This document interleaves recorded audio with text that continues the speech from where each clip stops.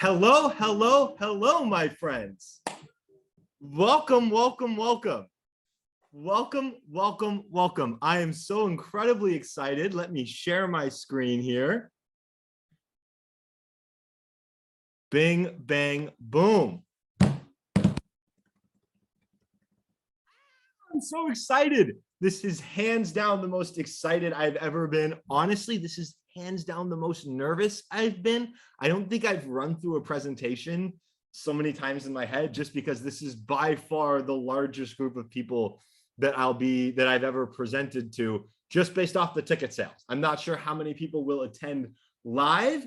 However, based off the ticket sales, I would first like to say thank you all so very much, because we as a collective trading community have been able to come together and raise over $15,000 for Feeding America, which is insane. Based on the math on their website, which they tell us that for every dollar donated, they're able to contribute 20 meals. So for your $20 or 10 meals, for the $20 ticket that was purchased, we should be able to provide 200 meals, which means which means 150,000 meals will be donated due to our 750 ticket sales. And I am just in absolute shock and awe. So the first way that I need to start this is by thanking you with everything I got, because truly, I did not expect this number at all. We did a charity webinar back right when the Ukraine situation started happening, and we sold, I think, like 130 tickets, and the event was an incredible time, but we did it on short notice. We did it like a week or a few days after announcing it. It was very short turnaround, and we were able to do something great. However, this time we, coming up into the holidays, wanted to do something like, all right, let's give this 2 or 3 weeks of lead time. Let's let the word spread a little bit. Let's get an absolutely crazy stacked guest lineup of speakers and just ensure that we can come together for an absolutely crazy performance, right? And do something really special. And I just could not be more excited to get started. So that being said, first things first, I want to welcome you all. I think this is going to be an incredible night. And let's get started by talking about what the agenda for the evening is going to be, right? So first, I'm going to do a little introduction, tell you a little bit more about myself, who I am, and then we will get straight into my presentation portion of this event. We're going to talk about my trading psychology pillars. And while you talked about some of this stuff before, I haven't phrased it and presented it in this particular way. So I'm super excited to present this in a new way and give you all something from a psychology perspective that you can walk away and be like, damn, like this is actionable things that I can use to help me with my trading psychology. Now, beyond that, I'm also aware that, well, I'm getting a little ahead of myself, but I'm also aware that everybody wants to cover some charts, right? Everybody wants to cover some examples of A+ chart setups. Everybody wants to learn more about what myself and these other traders that we'll be talking to tonight are seeing on the charts. And so something I have never done before in a public webinar, anything outside of my courses and such, I've never given and done like in my A+ earning setups. I've never made the videos like that, even on YouTube. It's just not something that I've really shared. But tonight I'm going to break down a variety of different things, including one of my favorite entry patterns and including an A+ post earnings setup that this year has been incredibly profitable for me. So we are going to dive into the charts a little bit. My goal is to keep my presentation to like 30, 45 minutes, but I tend to rant. So I'm going to try my best to do that, but I don't, I also just want to go. And after that, the highlight of the evening is that we will be having a roundtable discussion with a variety of traders, some of the best traders out there.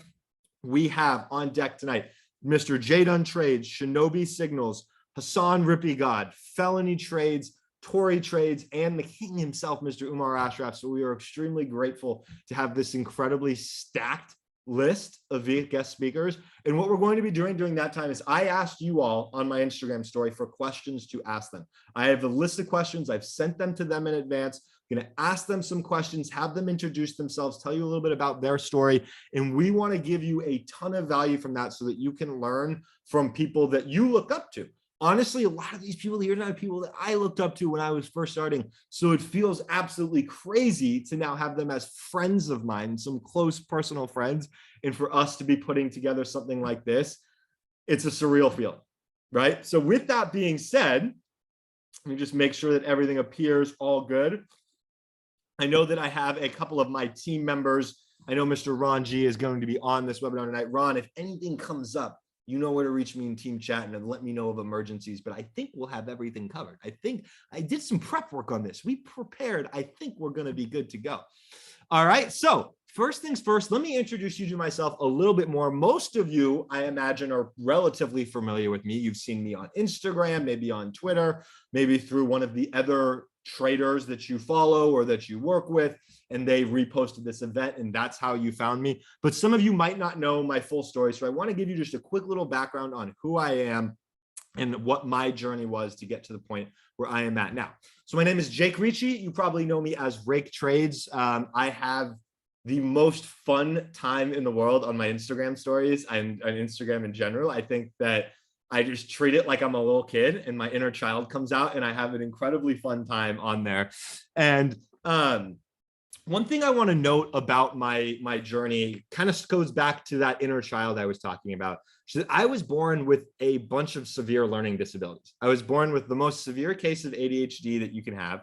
I was born with dyslexia. I was born with a speech impediment. I was born with social anxiety. I was born with a hearing loss. And all of these things that, like, life threw a bunch of curveballs my way. And it was sort of like, okay, figure this shit out. Pardon my French. I try not to swear, but sometimes it slips up. Pardon my French. But you got to figure out a way around all these curveballs. So while I was fortunate to grow up with excellent parents, a really strong family, everything, and I have an amazing relationship with all of my family. We really are just so close. These were some of the things that I grew up with that I went through some serious struggles.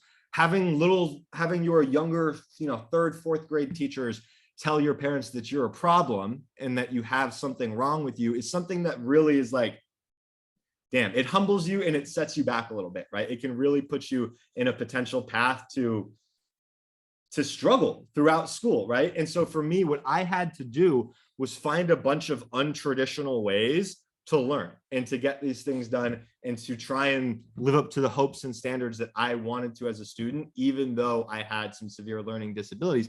However, while those pinned me down a little bit later in life, they also helped me succeed massively at trading, I believe. I believe my ADHD has allowed me to funnel this crazy amount of energy into a passion of mine, which is trading, that happens to be a super profitable passion of mine, right? So I'm able to dedicate all my energy and effort into something that I love, and it was able to make money for me.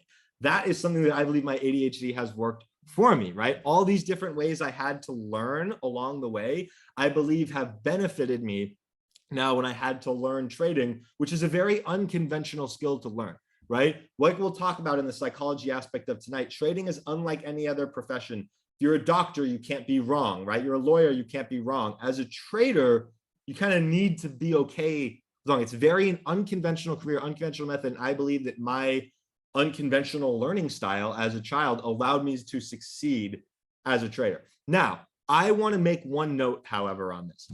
There is absolutely nothing inherently about me or any of the other traders that you will hear from tonight that makes us better candidates or better traders than you.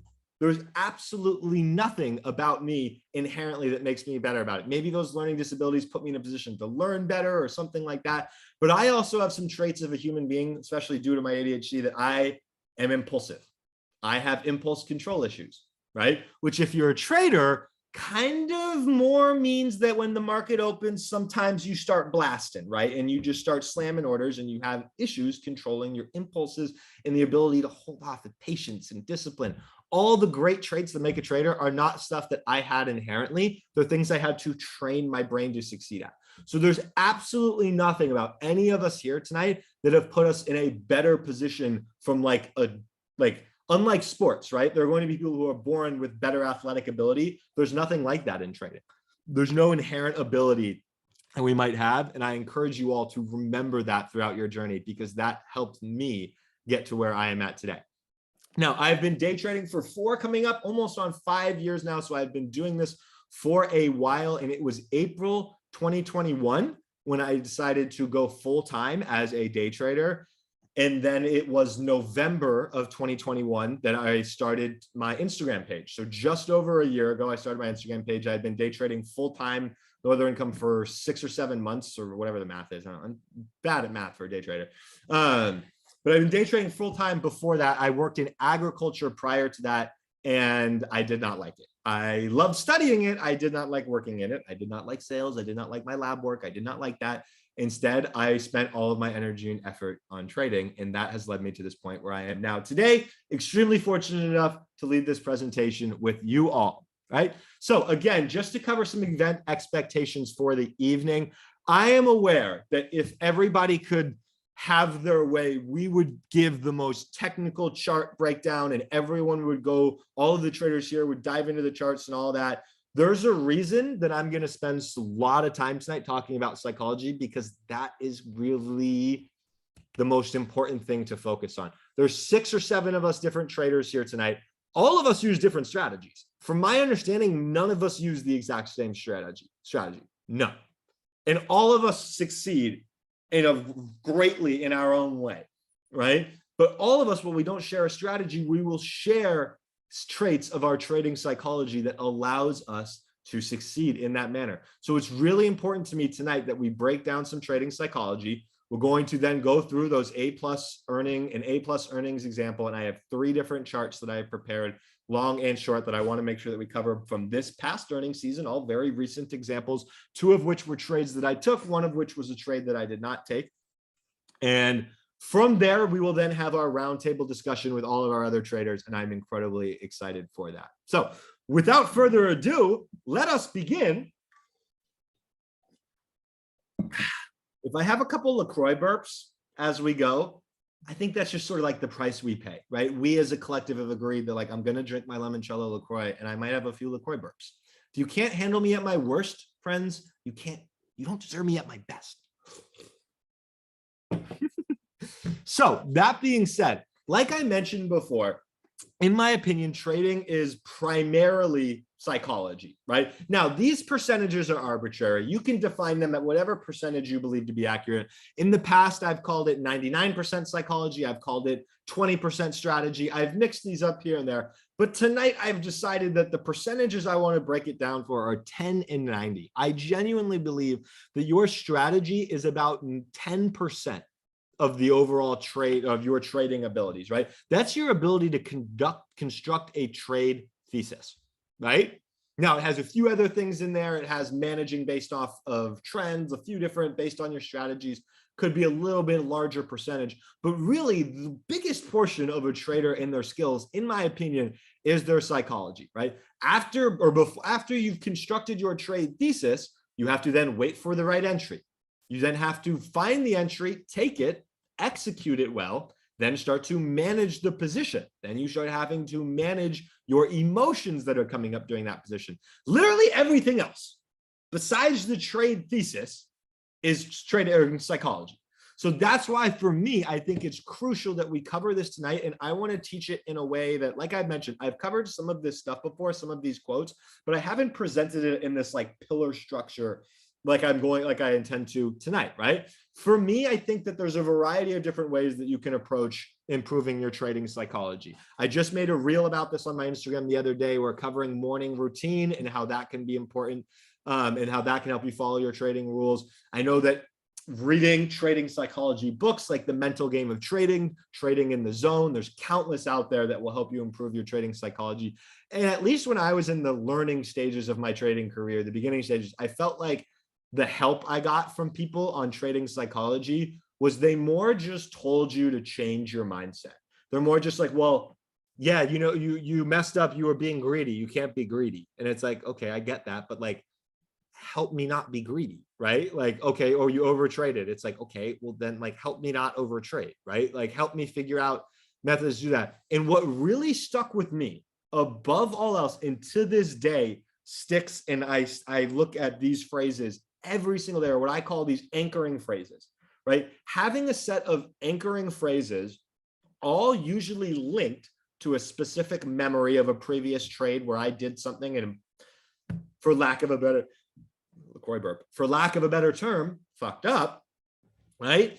I'm able to connect some of these anchoring phrases to past mistakes that I've made, right? And then realize in the moment that I could be setting myself up to make those mistakes again and stop myself before it happens, right? So for me, there's been a variety of phrases, and we're going to cover these 6 tonight. We're going to go through a slide for each of them, break down what they mean and why I think that you should hand write these down on a piece of paper or type it up, print it, get it laminated, and keep it on your trading desk so that these phrases remain in your head, so that when a potentially tilt-inducing moment comes on the table, you're able to look at one of these phrases, recognize their meaning, and have it prevent you from going on tilt, ultimately preventing you from blowing an account. If one of you, one person, does this and doesn't blow an account or doesn't take a huge loss because of this, this entire thing was worth it. Yeah, it was worth it for the great discussion we'll have later. Yeah, it was worth it for feeding America, but at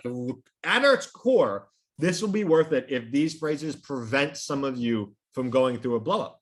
Even one, then this whole thing is worth it, right? Because that to me saves somebody's trading life and puts them in a position to succeed later on and gives them more bullets in the chamber, right? So the first of these phrases to me is accepting the risk. This is one of the very first psychological phrases that I ever heard when it came to trading. And this came from, I believe it is Trading in the Zone. And Mark Douglas, the author of that book, talks about how one of the biggest problems that traders have is not really accepting the risk of the trade that they are taking. I would imagine that all of you have been in this situation. Literally every single person in this situation has been in, or in this room has been in this situation before, where at some point you enter a trade, you say, okay, I'm going to risk $100 on this trade. That's my stop loss. The trade starts to draw down. You go down $50 and you're like, oh, shit, I actually wasn't cool with losing the $50. And you sell. Even though your plan was to wait for the 100, right? That's where the chart said to stop out. That was what your plan was. And then instead, the trade ends up going and working. And sometimes, even in the worst case scenario, the trade's so run that it could have been a trade that doubled your account, even on a small and reasonable risk or something like that, right? That has happened to all of us. I am positive of it. And the reason that happens is because of this concept of accepting the risk, right? We all know that prior to entering a trade, we should be calculating how much am I risking versus how much am I aiming to gain. I'm at least assuming that we all know that because I've made reels about that. And I'm assuming that since you are here, you've watched most of those reels, right? Or you have some basic knowledge of trading, or even if you're brand new, it's a concept that's easy to understand. We want to figure out how much are we risking in order to make how much. Now, a lot of the steps that most people do is they skip the how much am I risking part. They say, I'll use a 10% stop loss or whatever, but they'll just think about how much they're making, right? Or they'll actually plan a risk based off how much they think they could maybe make, but they're really not comfortable with taking that loss. That's something that I have completely overcome in my trading career. Not completely. I don't think you ever completely overcome this stuff. That's why we keep the phrases. But I have largely overcome this issue because on every trade that I enter, I've accepted the risk in advance. A lot of even our friends that we'll have on the roundtable later tonight have texted me before and said, man, I don't know how you held through that or whatever the case may be. For me, I'm just following the plan and I'm willing to follow with my defined risk, right? Whatever my risk is, I have accepted it. Before I enter that trade, I have accepted it. So for me, it's very rare that I draw down on something and sell before my stop and then it ends up working out. That is a problem that most traders struggle with that I have been able to eliminate. And a large portion of that is because on the side of my table, I have a piece of yellow, I have a yellow notebook, legal pad. And on the yellow notebook, in one of the rules, it says, have you accepted the risk? Have you accepted the risk? Have you accepted the risk? So before I enter that trade, I clarify, have I accepted this? If I haven't, if I skip that portion, usually that's when I get a little bit antsy very early on in a trade. And I'll look to exit right away because I'm just like, you know what, this was why the hell did I do this? This was stupid, and I did, right? And I would highly recommend that if this kind of feeling comes across you, It's always easier to just close, take a 5-minute walk, and come back and look for a re-entry, or look for a new potential setup. So first of my psychology pillars, my friends, is we need you to accept the risk prior to entering a trade. Not just plan it, accept it. You need to fully accept it. Now, our second of our psychology pillars, and I have to be honest, this is hands down my favorite of the ones that we'll cover tonight, because I think it's the most relatable analogy of all. I imagine that some of you have played sports as a child, and one of the things that we all learn from Little League, whatever sport you're playing, softball, volleyball, basketball, baseball, whatever it may be, what we are all taught is sportsmanship, right? We're all taught sportsmanship. Hey, if you beat the other team, don't go run in their face and go, ha ha, you stink. And if you lose, don't go yelling and blaming at the refs. It's not their fault. Come on, be a good sport, right? This is so applicable to trading that it's mind-blowing to me that it's not talked about more often. It's genuinely mind-blowing because it's a spot-on analogy. As a trader, we need to be able to handle our emotions after losing a trade and after winning a trade. You have to be a good sport on both sides, or this does not work. If after every single loss you get angry and you say, man, I suck at this, or I'm making no progress, this is stupid, I don't want to do this, I'm getting nowhere, I'm the worst, all this, you're never going to get anywhere, right? Being a poor sport is not going to get you over the hurdle. Blaming other people or blaming market circumstances, oh my gosh, this market sucks, is never going to get you anywhere as a trader. You can't be a sore loser. But what I think is even more dangerous is being a sore winner, being a bad winner, being a showboating winner, because in trading, that usually means overconfidence, overcockiness. One of the things that I heard when I was learning to trade a lot, and I believe it was Umar who said this one time, is that he sees countless people make a lot of money. Traders making money doesn't define them. It's them being able to keep their money that defines them. And I wholeheartedly agree with this, right? And so the biggest phrase from being a good sport that sticks with me and that I have written in all caps is act like you have been there before, right? If you win a finals game of your high school championship or the semifinals, whatever the case may be, you're going to celebrate, right? You're going to be hyped up. You're going to be excited for sure, but you're going to be respectful.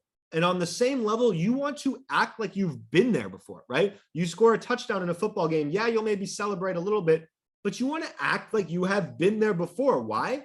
Because you do this regularly, right? If you're one of the best athletes and you regularly score points, you regularly win games, why would you need to celebrate so hard after one individual win or even a big win, right? Same thing with trading. After wins, if you catch yourself getting too hyped up, you need to keep it in check, because that will ultimately lead you to blowing up, no matter what.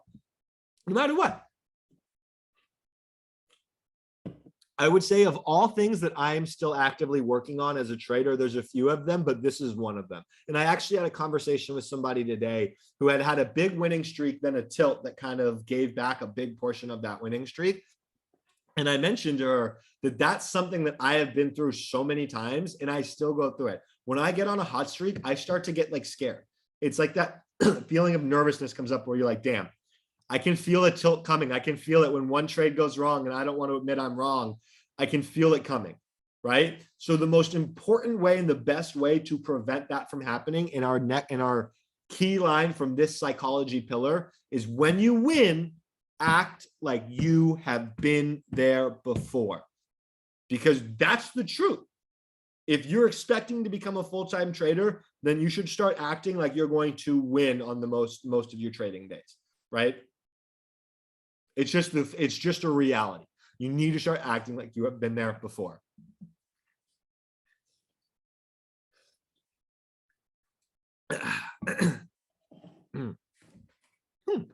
Now, the next of our psychology pillars is a line to me that came from, I believe it was Mike Spinoza, Trade Like Mike, who very first prosed this line, and it really stuck with me, was this concept of who's the boss, right? You or the market, right? Like we as traders don't have a boss. That's the idea, right? We don't want to report to anybody. We don't want to clock in.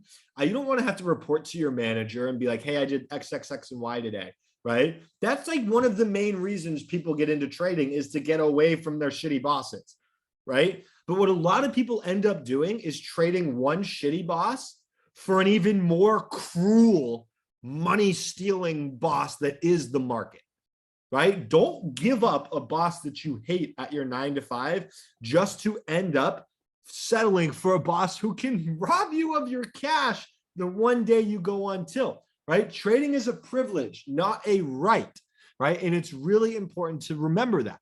If you feel obligated to trade, you need to reconsider your perspective on trading as a whole, because eventually I truly believe it will lead you to a blow off, right? If you are someone who literally just can't take a day off from the market, like you're so every day, even on days you plan to take it off, you can't, you always put some trades on, you always put risk on, right? Then you have to ask yourself the question, are you the boss or is the market your boss?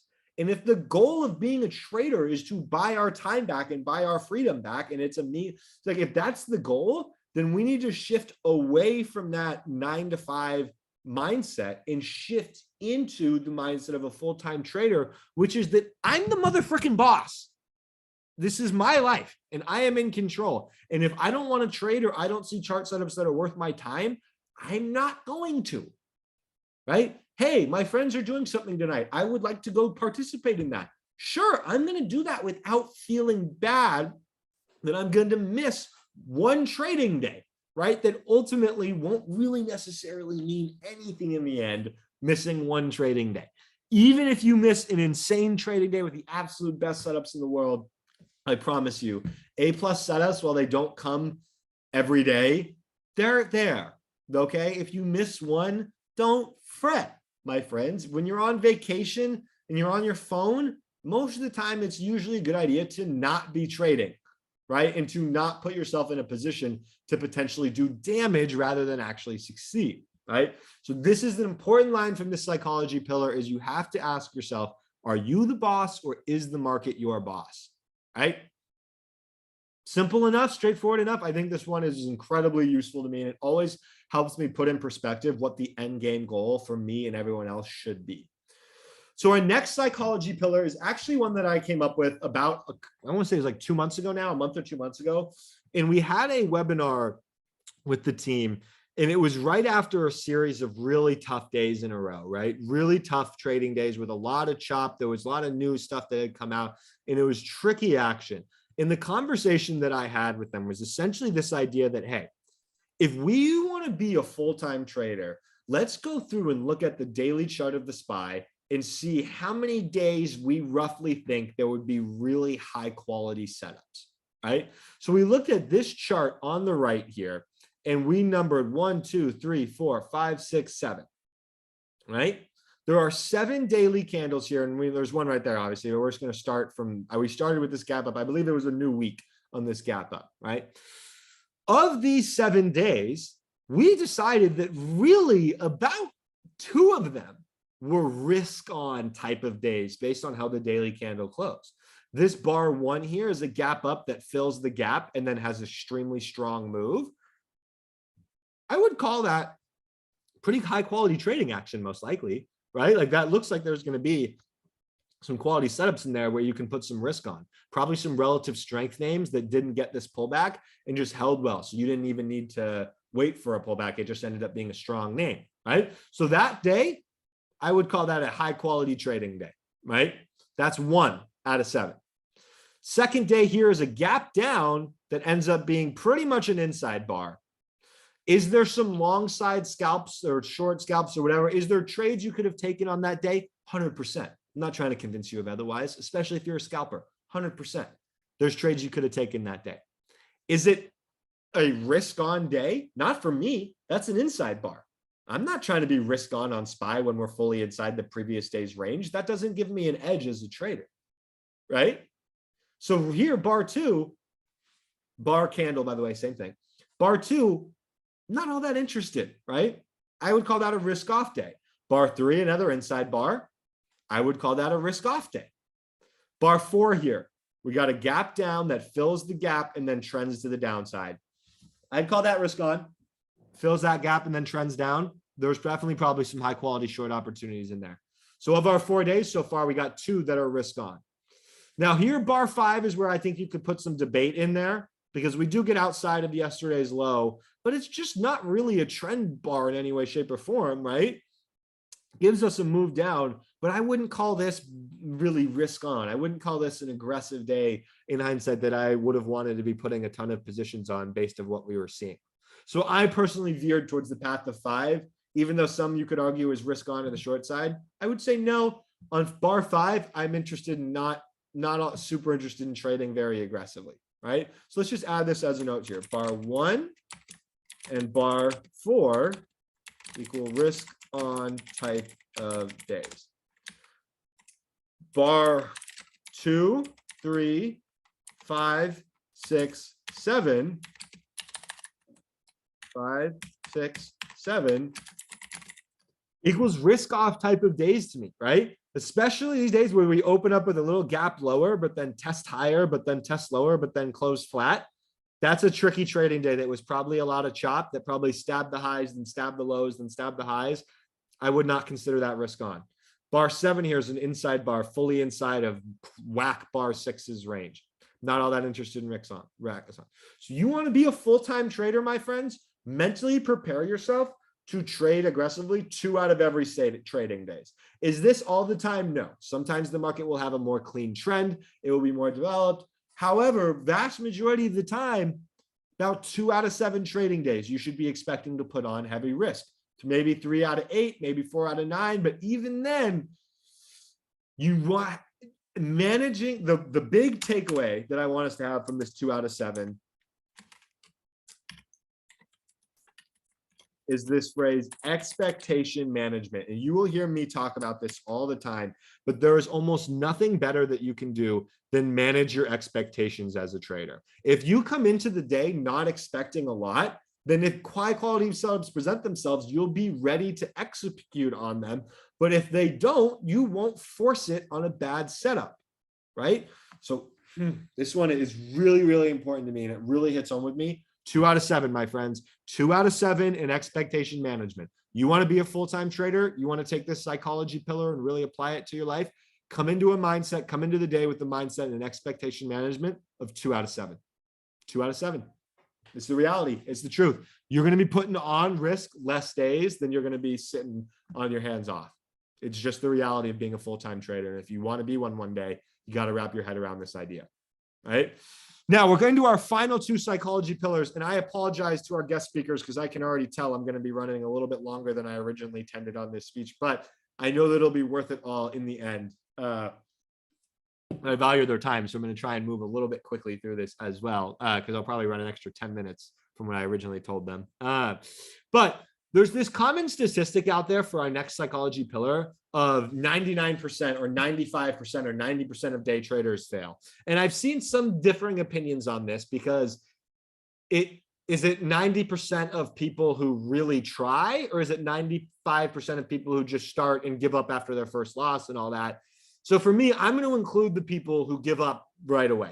I truly believe, including the people who give up right away, about 99% of people who tried overall failed at day trading, right? That's not crazy to me. I think more people fail at this than let on, right? I really and I genuinely do, right? Now, if we know that 99% of these people fail, we can take a scientific approach to this statistic and try to reverse engineer it, right? If we can identify the common mistakes of the 99% and craft our skill and strategy and guide and everything around those 99% and the mistakes that they make, that puts us in a much higher position to be part of that 1%. This is where I truly believe that traders sometimes have the wrong mindset. Everyone wants to look at the 1%, like, you know, the successful traders out there, the ones that we're going to have on this webinar tonight, myself included. I'm a successful day trader. I'm a part of that 1%, much like I imagine many of you who are on are part of that, or many of you who are on are aiming to be there, right? Rather than trying to memorize and do everything I do or anything that these other traders do, which is good. I think that that's also a step that you should take, is to learn from someone with experience. However, the easiest thing you can do is identify what everybody else is doing wrong and then just work your brain to not do those things, right? i.e., and this example came into play a few weeks ago after a Jerome Powell big spike talk day, right? But feeling FOMO after selling something early is a trait that 99% of traders feel, 100%. 99% of traders feel extreme FOMO, and they let it affect them in their subsequent trades, right? So if you know that to be true, if you know that 99% of people do that, then that is one of those things that you need to gear and train your brain to stop feeling that FOMO. Tips and tricks to do that would be detaching from the screens, getting away, going and doing other real life things, going and if you have a favorite hobby, biking, basketball, reading, whatever the case may be, anything to detach from the market for that particular example, right? But identifying these mistakes and finding ways around them will actually do a whole lot of the work and put you in a great position to succeed as part of the 1%, not the 99%, right? This is something that's key and really has stuck with me well, is because I like this idea of reverse engineering it. I think that is more fun. I think that that's a better way to approach it, as opposed to trying and copying and pasting what other traders do. Reverse engineer the dumb ones, because the dumb ones are really easy to recognize what they do wrong, right? Like it's really, really easy to recognize what bad traders do wrong, because most people fail at this, right? Like that's not me trying to be cruel. That's just math. It's just science. Right? It's just science. Sorry, sometimes I get a little excited. Excuse me. Now, our last psychology pillar of the evening, before we dive into the charts that I want to talk about, is this one.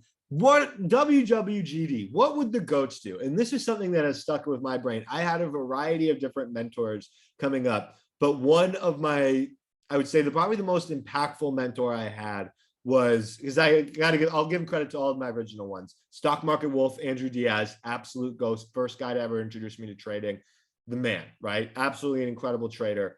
Then a guy named Kansas, who is not on social media, Chris Holcomb, huge mentor to me, helped me and get my life. Then I met Eric Marcus from Major League Trading, who I would say elevated me from consistently profitable to the scale I'm at, and helped me push to those, limits. He really did. So for me, to this day, I will still ask myself, what would Eric do? Right? If I'm in a trade and I'm feeling a little bit uneasy about it, or I'm feeling a little bit of this, often I ask myself, well, what would Eric do, right? Or some of my peers that we have on tonight, I ask myself, well, what would Rippy do, right? What would Felony, what would these guys do, right? Because I respect, what would they do? If I start to think about it in terms of what would they do, even though I am who I am and I'm not where I'm at now, I still use this trick. So whoever it might be, maybe it's me, maybe it's one of our other guest speakers, maybe it's a family member of yours that trades, maybe it's whoever the case, whatever it may be, right? Use this sort of line as, what would they do? And how can I how would I do that? And how would that help me with my mindset, right?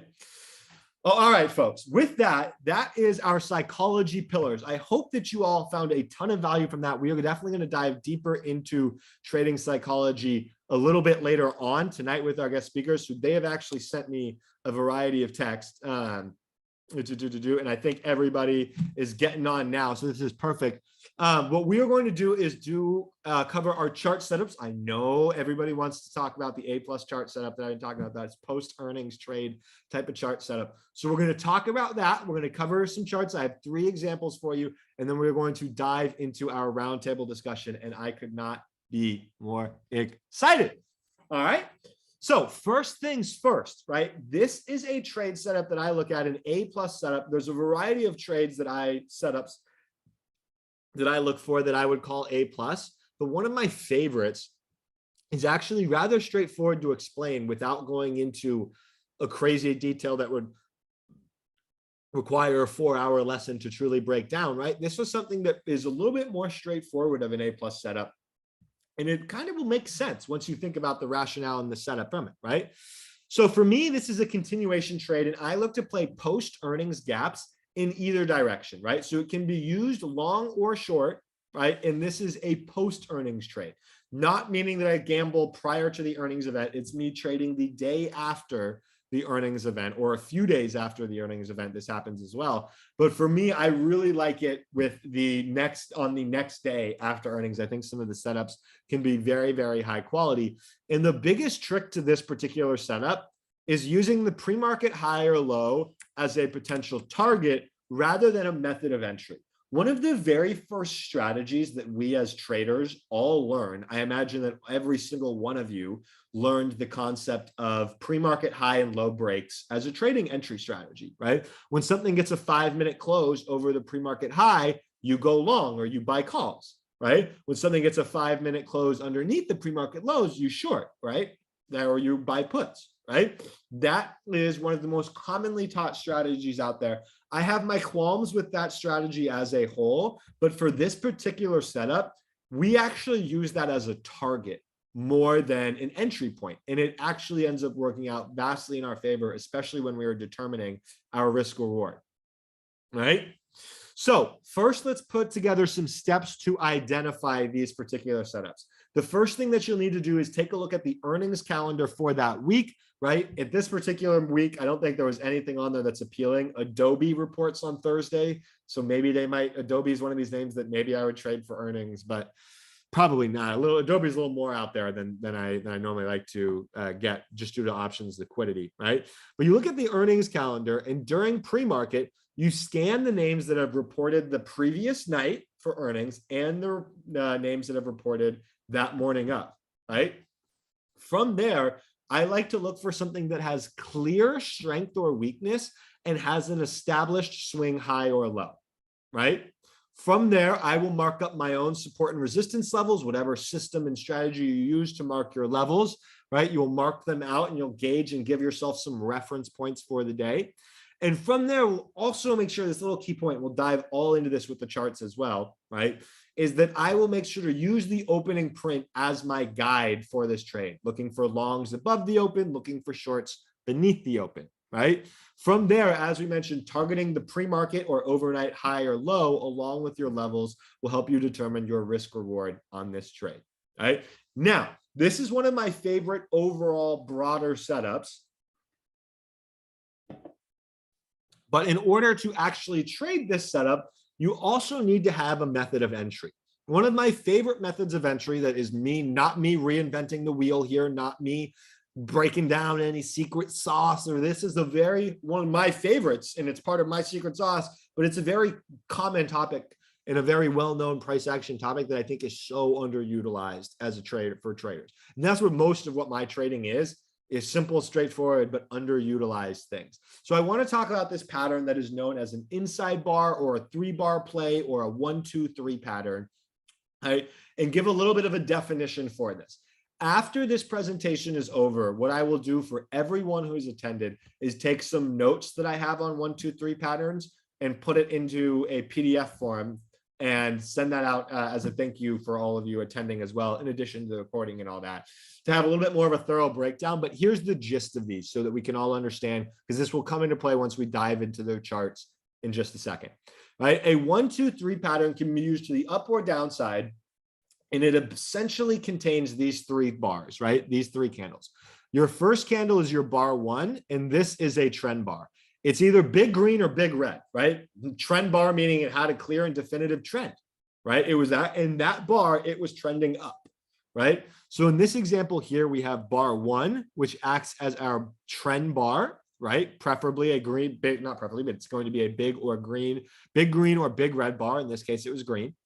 Then we have bar 2 of our 1, 2, 3 pattern, 1, 2, 3, 3-bar play. This would be bar 2, right? Which we act as a resting bar, right? This is a consolidation bar. This is where the market pauses, takes a breather, consolidates, rests, it chills for a second, right?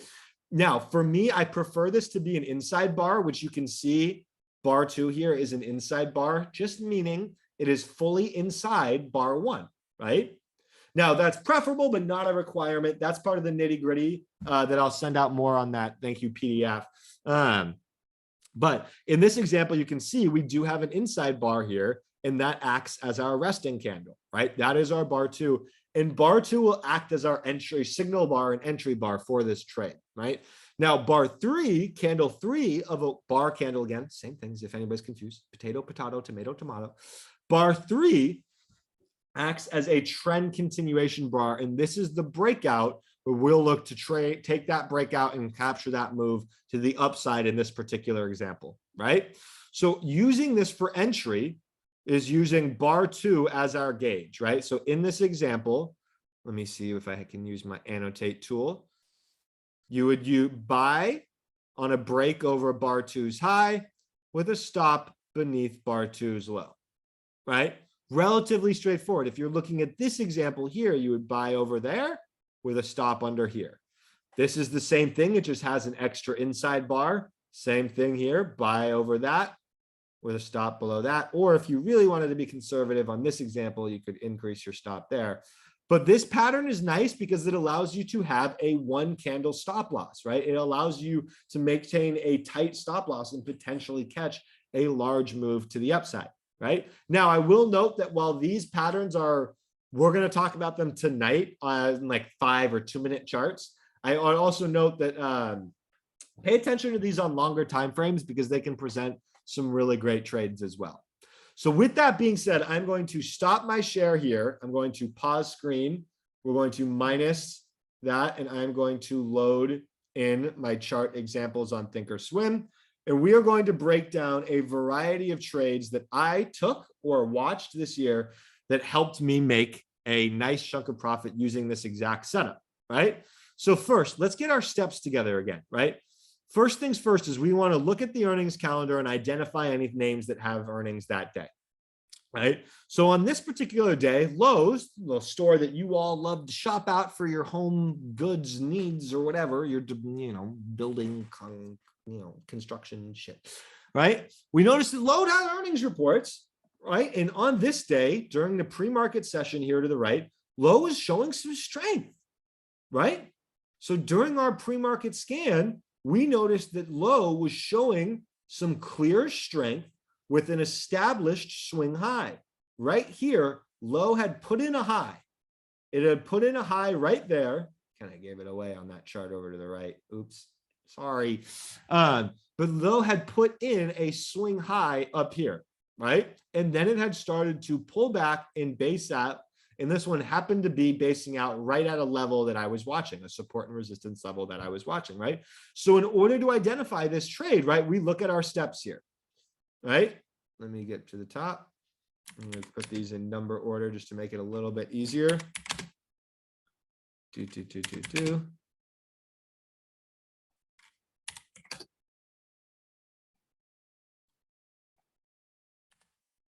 And 5.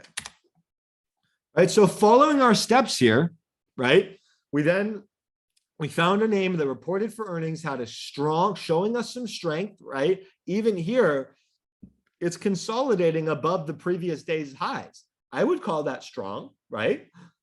Even though it's not all the way up at its top here, I would still call this strong because it's holding above its previous day's highs, right? You identify your support and resistance levels and you mark out the overnight highs or lows. In this example, since this is a strong name, we'd be marking out the overnight high, right? Now from there, it's all about finding an entry. And wouldn't you know it, on this particular trade, the exact entry that I took happened to be a 1, 2, 3 pattern that we just covered, right? You have here bar 1, you have here bar 2, you have here bar 3. Right? So a break over bar 2's high with a target, first target at 217.15, targeting that overnight high, and a second target up at 219 presented us with solid risk reward, but more importantly, this is a high probability setup.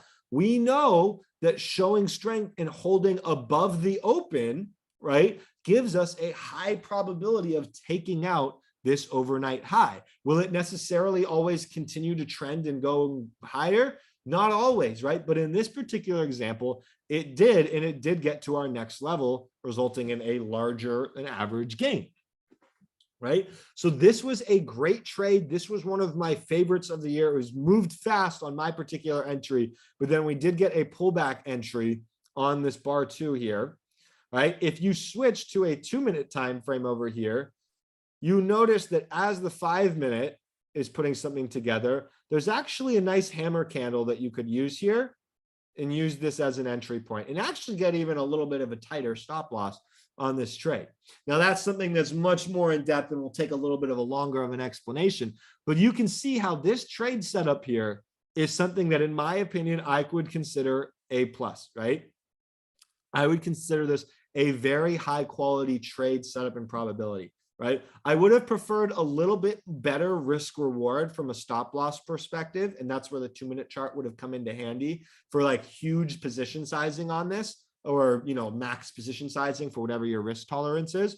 But in terms of quality of setup and probability, this would go up there as an A plus setup for me. This would go up there as something that really, really stands out, right? So beyond that, I also mentioned that this could work both to the up or downside, right? And one name that this actually played out on relatively recently to the downside was just last Friday on Lululemon, right? Again, if we have, and let me do this really quickly, pardon me. I need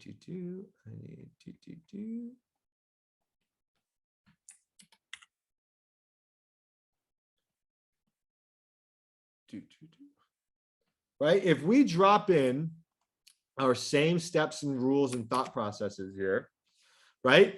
First thing on our steps to identify is we look at the earnings calendar and we look at the names that have reported that night or the morning, the night before or the morning of. Lulu in this example had reported on Thursday night, right? Thursday night. They had reported, and clearly we look for strength and weakness with an established swing high or low. And Lulu was showing some clear weakness down from 375 with a low here at 330 and then opening around 340, 345, right? So now, while this trade does not offer the same clean 1, 2, 3 that low offered, that's just one method of entry, right? Using a 1, 2, 3 pattern. That's not the only thing by any means that I will use, and it's not my main one, but it's a very straightforward and easy one to explain, which is why I wanted to use it in this example. And they're nice and tight risks, which is why another reason I wanted to use the example is to keep your all of your stops tight, right? But this one has a very similar setup here, right? Just in the reverse of this low. Low here had set a high and pulled back before open and then went and took out that high before continuing. Lululemon had done the same thing, just in the opposite direction, right? It had established a low, pulled back, rejected some of our support, or excuse me, some of our resistance levels early in the morning. And the 2-minute chart actually created and offered a bit of a better entry during this consolidation period here, right? And with this particular trade, you could have taken an entry aiming with a stop loss above the opening print or a back above your levels, targeting this 330.12 overnight low, right? So depending on where you find your entry on this particular trade, this is the one that I did not take. I took the low. This one, I was watching something else this day. I was more looking for longs in the market, so I didn't take this relative weakness short. And I think that worked out because I think that was a day that I caught Netflix. Yeah, that was Netflix's crazy day. So I'm not surprised I skipped this one. But this one ended up being a nice trade. And again, you can see we took out a target at that overnight low, right? Very clear setup. Earnings name showed strength or weakness pre-market, established a low that we could use as a target, and then took out that low. Lululemon also happened to continue selling off an extra $6, $7 from that overnight low, presenting another really great trading opportunity, right? So this was a very solid move down in Lululemon with all the previous steps that we just listed, right? So the last one of the evening that we are going to focus on is another one that I did take, which was SQ. Where was it? Here we go. Boom, right? SQ on this particular day had reported earnings after hours, and after hours on Thursday, they'd had a strong earnings report and gotten a nice move up and established this overnight 63.58 high, right? From there, SQ opens up the next day, and following our same rules, right? We look for something that has held its strength, right? With an established overnight high that we can target. And on this trade, we also happen to use the opening print. We also happen to use the opening print as a potential entry point. SQ sells off a little bit to start the day, it then starts to rally and get back over the opening print and offers us a nice 1, 2, 3 pattern right above the open, 2 and 3. And to all my guest speakers, I apologize. I know I'm running a little bit long, but I really do appreciate patience with me. I just know that we need to give everybody so much value from this. And I'm hitting my max timeline. I'll be done and I'll shut up in just a second. But this was another example of a trade setup that ends up rallying and taking out that overnight pre-market high as your target and works out for an extremely clean trade. I remember taking this one to a T, and we sold our entire position as soon as we tagged that overnight high and looked like we were rejecting it. So with that, my friends, after an entire hour, I hope that you have found some incredible value in the presentation that I've given you so far. We covered 6 trading psychology pillars that I believe to be crucial to the success of any trader who wants to do this full time, right? From here, what I would like to do, our esteemed guest, I am going to go ahead and add you all as co-hosts here, which will allow you to unmute yourself and I'm gonna make you a co-host, will allow you to unmute yourself and turn on your camera. And I would love for you all to pop up, and we can now turn this into a roundtable discussion about this.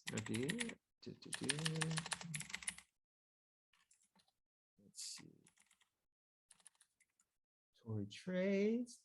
So making all of you co-hosts at the moment, please feel free to turn your camera on. I believe my speaker is on, so I should be able to hear. Tori, I can see you. Hey. Let me see. Hey. Shinobi, I just got you. Jay Dunn, coming to you. Umar, what's up, brother? How you doing? What's up, Tori? How you doing?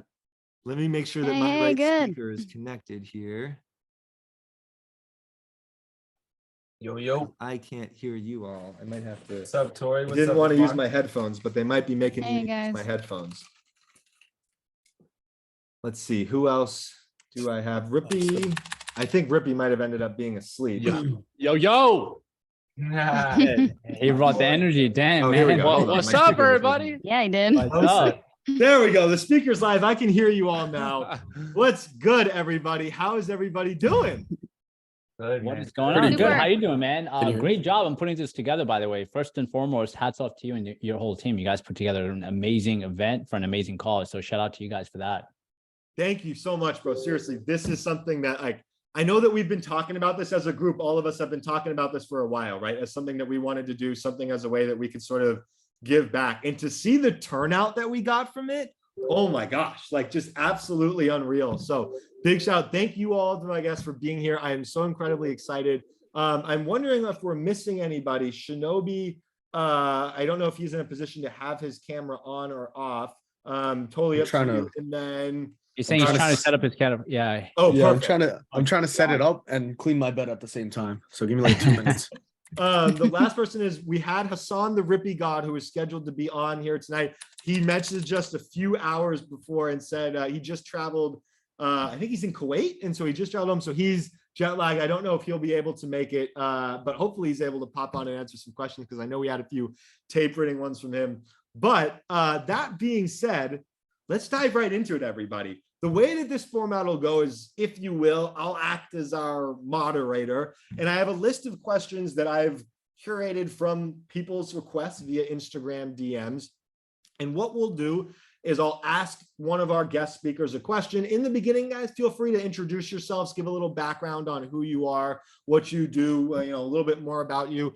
Feel free to answer the question, but let's keep this free flowing, right? The last time we did this, it was great. People would just chime in. We would make it a real natural, easy flowing conversation. And let's give an absolutely crazy presentation for everybody here tonight. So with that being said, let's just start with a little bit of an introduction. The first person I'm seeing here is Mr. J Dunn Trades. Mr. J Dunn, how you doing tonight, bro?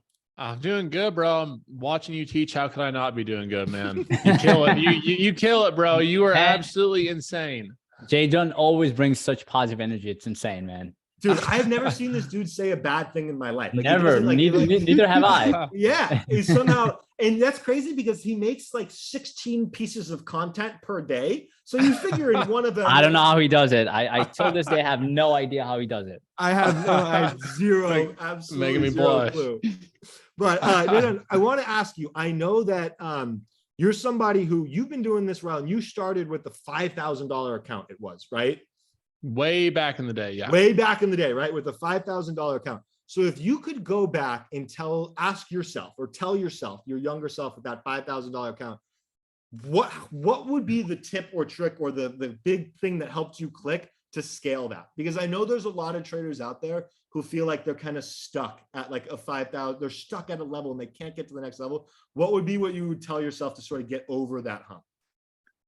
I think, first of all, thanks for having me on here. Didn't get to say that. But second of all, I think my biggest thing when I started was I had that $5,000 account and I was like, okay, I need to find a way to get this to $25,000 and be not in PDT anymore. And like, the reason I say that is I was thinking about the money too much. I wasn't thinking, hey, I need to develop a system. I need to find a system of risk management and position sizing and setups that work consistently for me.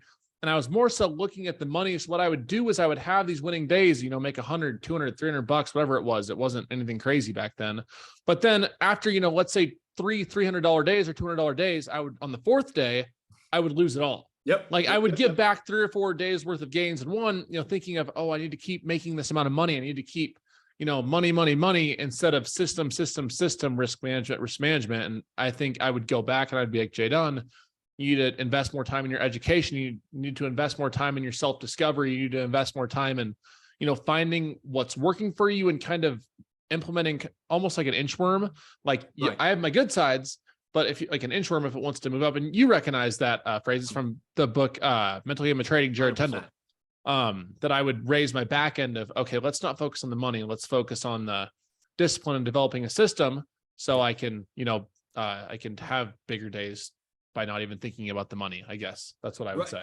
And so that's one of the things I think all of us will agree. That's one thing that we tell new traders is to not focus on the money. And I think that it's hard because don't get me wrong, everybody. I get it. When you're in the like learning stages of trying to come up, the natural response is like, pardon my French, but guys, what the fuck? I need to think about the money because I need like this, like, come on. No, like you guys have money. You don't have to worry about it, but I do, right? I promise you, focusing on the execution of the habits, just like Jay Dunn said, that will get you over the hump more than anything, right? That will be the thing that'll help you scale from like a $5,000 account to paying over it, is focusing less on the money and focusing more on everything else surrounding it, right? And I think that's a great piece of advice. Absolutely, bro.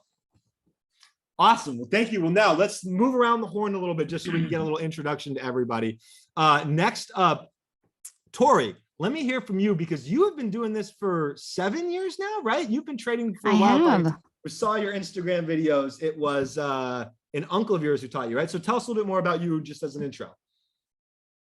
So I am new to the community though. I've been trading for 7 years, but I'm like new to other people trading. So this is a little bit weird. I feel like I've been sheltered. But I've been trading for 7 years now. I got the privilege to have a family member teach me, which is just nuts. I don't know if that's just such a rare thing to have a family member teach you. So I spent a year living with my uncle and he taught me everything. And when I was younger, I was like, what do you do? Like he takes our entire family out on trips. I've never seen him work a job. Like as I was growing up, I'm like, what do you do? And finally, like when I got old enough, he was like, all right, bring it in. We're gonna learn how to do this. So got that incredible privilege to be taught by my uncle. But yeah, that's it. So being taught by your uncle, would you say that you've tried to, with like, I'm assuming you guys trade similar strategies, right? You trade similar or similar principles to your strategy. Have you taken that and tried to like copy paste it? Or would you more say that you've taken the skills that you've learned from that and tried to turn it into your own system, right? And having your own approach, that. What would you say to people who are trying to copy paste versus trying to like build a system from what they've learned? I would say it's always got to start with the copy and paste. You got to at least get the system down, get the fundamentals down. But I feel like when you spend that long with something, it's like almost natural for you to just like put your own twist on it or right. modify it. And I definitely have modified my uncle's strategy for sure, but it's in a like just a slight way, small tweaks, even as so much. This is funny actually. So my uncle is just he is stuck with the old ways, if that makes sense. He's an older guy. So like he only has experience with only TradeStation ever. And he's always traded from, 6 monitors. I am like this new techie person. I now, and this is maybe a very unpopular opinion, even I think you have maybe said this before, I only trade from my phone. But I've modified his strategy just to kind of fit my lifestyle really, but it's small tweaks. Essentially it's the same, entry setup, same stuff, but as far as like time frames or what I'm trading on or platforms, those are all kind of modified.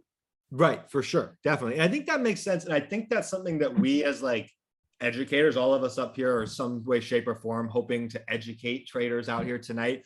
One thing that I think we would all sort of emphasize is that while you want to start out, just like Tori said, by learning and copy, you want to follow and learn everything from them. You also need to find what works with you, and you need to find ways to tie together what you've learned from people into your own system, right? Like even people now that I have that work with me, right? That originally learned my strategy, my system, they've put their own twist on it because they're not me, right? Like you're not your uncle, you're not the same person. So there's going to be differences in you as a human being that will allow you to trade with a little bit of a different tweak and strategy. So I think it's important. On that same note though, the one other point I'll make, and sorry, I rant, but the one other point I'll make though is I've seen you mention strategy hopping and how to avoid and trying to avoid that, right? That is something that I think we can all, so like, is of if you're in the phase of strategy hopping right now, that is something that you should try to avoid at all costs, because hopping from strategy to strategy to strategy will put you in a position to, oh man, you'll just be lost in the sauce, for lack of a better term. Right? So agreed. Agreed. So thank you, Tori. We're super glad to have you on tonight. Again, today now, just sort of getting to know our guest speakers a little bit, introductions. Next up, Umar, I have a question for you because what's up, Jake? You're the goat of this space, right? We all know you've just been around the longest. You've been around for 9 years as a day trader. Now with TradeZella, helping new traders learn to do that. My question for you, because it has to be about journaling, right? I have to ask you something about journaling because you're the journaling expert. You're a journaling goat.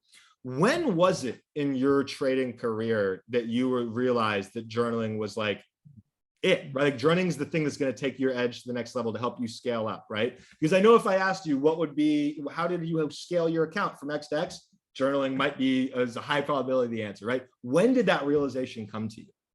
That came to me about 2 years into my trading. It's funny because prior to that, I kind of measure everything, right? If I go to the gym, I'm measuring my improvement at the gym. If I'm running on the treadmill, if I'm lifting weights, or if I'm doing anything, even in business, everything is being measured. So 2 years into trading, I started asking myself, I'm like, why, like, what do I know what I'm good at? So I'm looking at things on a low level, but I'm not going in depth to my trading. I don't really have a playbook. I'm not going into building a playbook. I'm not looking at when my strategies work, when my strategies don't work, and things like that. And I'm like, no one in the trading space really talks about this. And this is like back in 2014, 2015, like by this time, social media wasn't as big as it is now. And, we didn't have great people like you guys on social media, sharing your knowledge and insights. So it was really, really hard to kind of get the proper insight of like what you should do or what you shouldn't do. So for me, I was like, hey, I want to start tracking my trade. So I probably still have some of my journals somewhere. I used to handwrite them. I used to start tracking some of my progress. And I used to come across some really good insights. Like, for example, I used to suck at trading on Mondays. And I was like, hey, what happens to me on Mondays? Yes. And I started realizing after like 2-3 months that every weekend I would just wait for the market to open. Yes, and Mondays I would be so excited to put on a trade because it's been 2 days. And then the next 4 days, I would spend the next 4 days trying to make that money back. Yep. So then I got really obsessed with the idea of it, really obsessed with the idea of just going in depth. And, for me, that was a big eye opener, not from like the technical side, but more about learning about myself, learning where my ego kicks in, learning where, I get very aggressive, knowing when I get scared in trades and things like that. And that was such a big eye opener that allowed me to, to answer the other question that you didn't really ask, but allowed my trading to go to the next level. Right, exactly, right. Which is because I think that's the biggest thing that, like, of all the questions that we received tonight, when I asked that poll the other day on my story, one of the biggest most common ones was scaling up, I think that people sometimes struggle to scale up. And that's, I mean, I'll be the first to admit it. For the vast majority of my career, when I tried to scale up, I would pretty quickly get smacked in the face, right? Like, Oh, yeah. you try and scale up and it's like, whoa, humble pie, right in your face, right? It's going to come back for you. The market's going to come back like this. So for me, I completely, journaling was something, and I've been slacking on my journaling lately, but journaling is something for me that has allowed, that was like, if you want to be able to scale your size, you need to understand the emotions behind it. Right. And if you can't understand the emotions behind it, if you haven't been journaling those, it's harder to follow. It's harder to track them. Yeah. And I think it also applies to every aspect of your life, right? Even self-reflecting on the choices you make, be it in business, be it in relationships and things like that. When you start going through your thought process, you start understanding why you make the choices you do make and what causes you to react a certain way or think about things a certain way. So I even journal like my personal life, right? In terms of why am I doing X, Y, and Z. So it's a big thing that I think people should start doing, not just in trading, but every aspect of your life. And it also kind of speaks like the habit forming, right? If you have it as a habit and you continue to do it every day, it's one of those things where, again, our goal as traders is simply to follow our trading rules. If we always follow our trading rules, technically we'll be fine, right? The rules are set up there, but we have to follow them. So having these habits in place, I think, makes it a little bit easier to help follow these rules. So thank you, bro. Super honored to have you on as well. Oh, same here. Thank you, man. Felony, my man. I know that you have had some crazy success scaling a smaller account that you initially started with. Tell us a little bit about you, first of all. Thanks for being on, bro. No, thanks for tell us a little bit about how you were, what was something that helped you scale from smaller account to being able to more comfortable putting risk on? Because now I see you with these crazy consistent day, bros. It's like day after day. Even when you have a hiccup every now and then, it's so consistent. Well, I mean, like anything in life, like you said about the scaling up thing, if you're not ready, you're going to know you're not ready, because when you scale up, you're going to get smacked around, you know? So with me, I'm like very meticulous. I made myself earn it. 3-month rule. If I was, you know, consistent with this 5K position size for 3 months, then I earned, you know, a 5K position size. If I was consistent with that for 3 months, I earned myself a 7.5K position size. If I was consistent with that, you know, and I just worked my way up from there. Now, of course, you know, you have like hiccups along the road, but what Umar just said, journaling, that really took my trading to the next level, because I also realized Fridays were my kryptonite. Yes. I would have a great week. Mondays and Fridays. Monday, you're coming back from the weekend and you're ready. That meme where, anyways, I just started blasting. You just fire orders out at market open. Yeah. Mondays and then Fridays when you're like, oh, I'm just gonna risk a little bit of profit. Then all of a sudden you're like, wait, why am I flat on the week? Yeah, dude, it's absolutely horrible. That was like one of my worst days, was Friday. I would have a great week. Friday would come around. I would get excited with 0 DTs, and you know what I mean? Everybody knows how that goes. You know, 0 DTs are, you know, it's just appropriate to understand who you are as a trader and stick to it. Not everything is for everyone. You know, no two traders trade the same. And I'm a firm believer in that. You got to find what works for you. And what worked for me was sticking to my risk management and my position size. Of course, like I feel like a lot of my downfall came from social media. Yeah, I would have maybe, you know, a small day to me, $100, $200, $300. And I would log on to Instagram and see 10K, 20K. So now my $100 and $200 was inadequate, right? So now I hop back on the charts. Like, okay, I got to make more money today, right? And that always ended bad. But like in terms of scaling an account, it's just understanding what you're comfortable with and what you're not comfortable with. If you know you're not comfortable with that position size, take a step back, make yourself earn it. Dude, I think what you said too about not comparing yourself to you, and this is something I talk about a lot as well, is just it's bro, you gotta, like, even us, we're Instagram creators. All of us have our Instagrams. You all follow at least one of us, I imagine, right? We will still sit here and tell you to your eyes to reduce the number of people that you follow, reduce if they're posting profits and flexing them in your face and going up, reduce that down, and don't compare yourself to them, because that is not a fair comparison. It's not, because I mean, a lot of a fair comparison. It's honestly one of the reasons why I love in TradeZella Umar, where you can now just show your R multiple. I think that's incredible, right? Because that is what traders should be more focused on than your dollar value return, is what was the R multiple. I try and do that, and whenever I post profits, because I know even on Friday I had a bigger day, I posted, but my caption of that was, hey, I risked XXX to get this. If you want to, if you are prepared to see a $10,000 gain, you should know I was risking 2 or 3 grand, right? If I made 100,000, I was risking like 40 grand. So this is something that like, you have to be able to understand that it's not all sunshine and roses. Like sometimes it's painted out to be. And I'm very happy with the group that we have on here that is not the type of people that will just tell you how it's, fluff it up for you, right? We're going to be very brutally honest about that. So I love that point. I think that's an absolutely great one. 100%. Let me see. Is Shinobi still on here? Shinobi, can we have you unmute? Can I ask you a question? Are you alive? Okay, we got to make him a co-host. Hello. There we go. My man. It's good to have you on here, bro. Hey, there he is. All right, dude. I promise you, I had my camera set up, bro. It's not working. I promise you. I was gonna have some fire quality, and now I'm here on my MacBook, bro. You look great. I see you look gorgeous. Again, so if any of you guys, anybody who hears a question that you're like, oh man, that one, I have something I want to say to this, feel free to jump in. We'll keep it open. We'll keep it flowing. Joey, Felony, one of the things that he had just mentioned was a little bit of a structure, right? Felony mentioned that he allowed himself to scale from 5K size to then 6K size and 7K size and go like that. And that I like that idea of rule and structure. And I kind of want to follow that up with you. I know you are really strict on your supply and demand zones. That's your system. That's how you trade. How do you sort of keep yourself from like temptation of all these other trades out there? How do you make sure that that system and structure is the only one that you follow and abide by? Because I blew my account so many times not doing that. Only time I don't blow my account is when I follow my system. That's a really honest answer that honestly I feel like is true. But even that, is it just like the thought of like, is that really what pops into your head when you think like, oh man, this is not a setup I usually take? It's something where you're like, damn, it's a trigger from like a past memory, say? So, it's like when you touch a hot pan, you touch it once, twice, 3 times in trading, you blow enough accounts, you eventually figure out like, yo, this isn't working for me. So for me, what it came down to is, I went from, my days, it went from being like, all right, am I going to be green or red today? And then when I developed my system and started using it, it's more so, all right, how green am I going to be?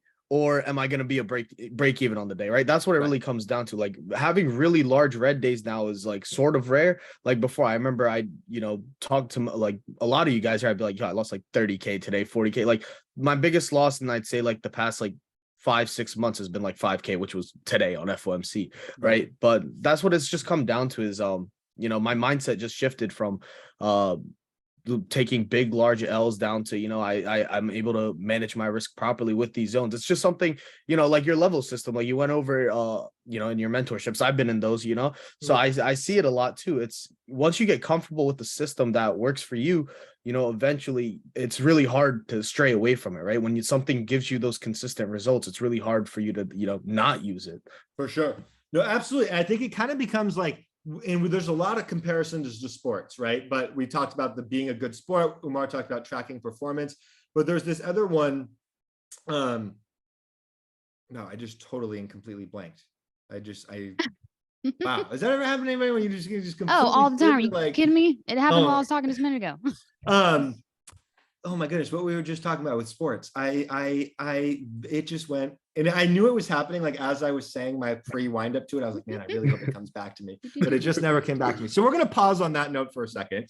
But one of the things that I know that we just talked about, right, was Shinobi, you said that these are the rules that you follow because you've blown accounts before. And this is what you have to get away from that, right? This is what you do because you don't blow accounts when you do this. So Tori, you've popped up on my screen. So let me ask you this. What is something that, because all of us, I think now are at the point where we've gotten over the hump, so to speak, right? We're consistently profitable. Yeah, we still struggle as all traders do with stuff, but what is the one thing that you still struggle with as a trader right now that you're actively working on, or that's like a part of your trading that you're hoping to take to that next level, hoping to get over the hump on? There's a lot of things. We can pass this one around too, because I know plenty of people will have answers on this. So if anybody has something that popped right to mind, feel free. What was for me, it's the not A+ setups. I think the question was, what is just something that you need to work on still? Yeah, your biggest struggle or being biggest a thing you're seasoned still trader. working on. Yeah, I would say I still get in with, not A+ setups. It's different now though, because when I get into a not A+ setup, it's kind of out of boredom. Right. I don't necessarily spend too much time looking at the charts anymore because now I just have alerts going. So if I find myself doing nothing in the middle of the day, none of my alerts have gone off. I open the chart and I'm like, let's get in. Yeah. And then it's like, that wasn't a great idea. So I would say it's just getting in during not A+ setups. And I still even make those mistakes. So it's an ongoing battle. For sure. And I know that that's definitely something that I'm still working on as well. I would argue that that's probably one of my, because like you said, there's so many things I'm still working on, but I would say that's one of my top 3 that I'm still trying to get over the hump on is passing on B+ setups, right? Passing on C setups, passing on those. And one thing that I'm still working on it, but as Jay, question about that. I have a question. Sorry to interrupt. So hit when me. you see Hit me. Setup, right? So when you see a B+ setup in the moment, are you like, this is a B+ setup, or in the moment, do you think it's an A+ setup, and later on you go, oh, it was a B+ setup? Like, what do you notice in the moment? For me, most of the time, I know if it's I know it. I'm a D. It's like it's the DJ and heart comes out, right? Because you can talk yourself into thinking it's an A+ setup. So here's an example that I took of this, that I did this yesterday. The market had a big move up on CPI yesterday in the pre-market, and it set that overnight high, right? Like 414 on the SPY. We then sold off all day in a super clear downtrend. It's a fact that was a downtrend. There's no subjectiveness to it. It's what happened. Yeah. I took a couple of stabs to the long side on that, and I knew that those were all C, or at best C, maybe B setups.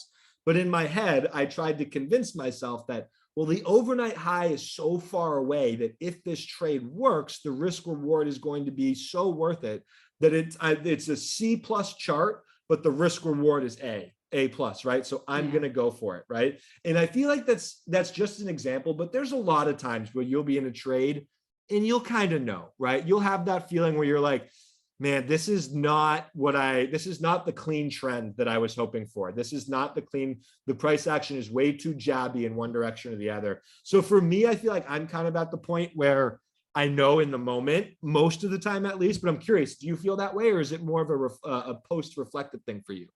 I get what you're saying. So I have days where I'll say this is not the best setup, but the risk on this is insanely well. So it makes sense if it does hit. So I understand that. I am able to at times decipher between a great setup and a mediocre setup, but there are times where in the moment I've noticed that I would look at a setup and say, well, this is a great setup. I would take it. And then when I would come back to it, I would say, wait, hold on. It was a great setup because it's very biased. And to answer your question that you asked, Tori, that's one problem I deal with. Some days when I go into the trading day, I become very biased and I start creating a narrative of what I think may possibly happen. And I want to nail that trade so well, because in my head, I'm like, if I nail this trade so well with proper size, I can make X amount, right? So for me, the way I tackle that now is I have to have a good pre-market routine where I have to create if and then scenarios. So I don't like to go into the day saying, well, if SPY gets above 400, I'll go calls. No, I'm like, these are inflection points. These are points I want to watch. And if it hits this point, it doesn't mean it'll go up or down. These are points I want to pay attention to identify the next movement.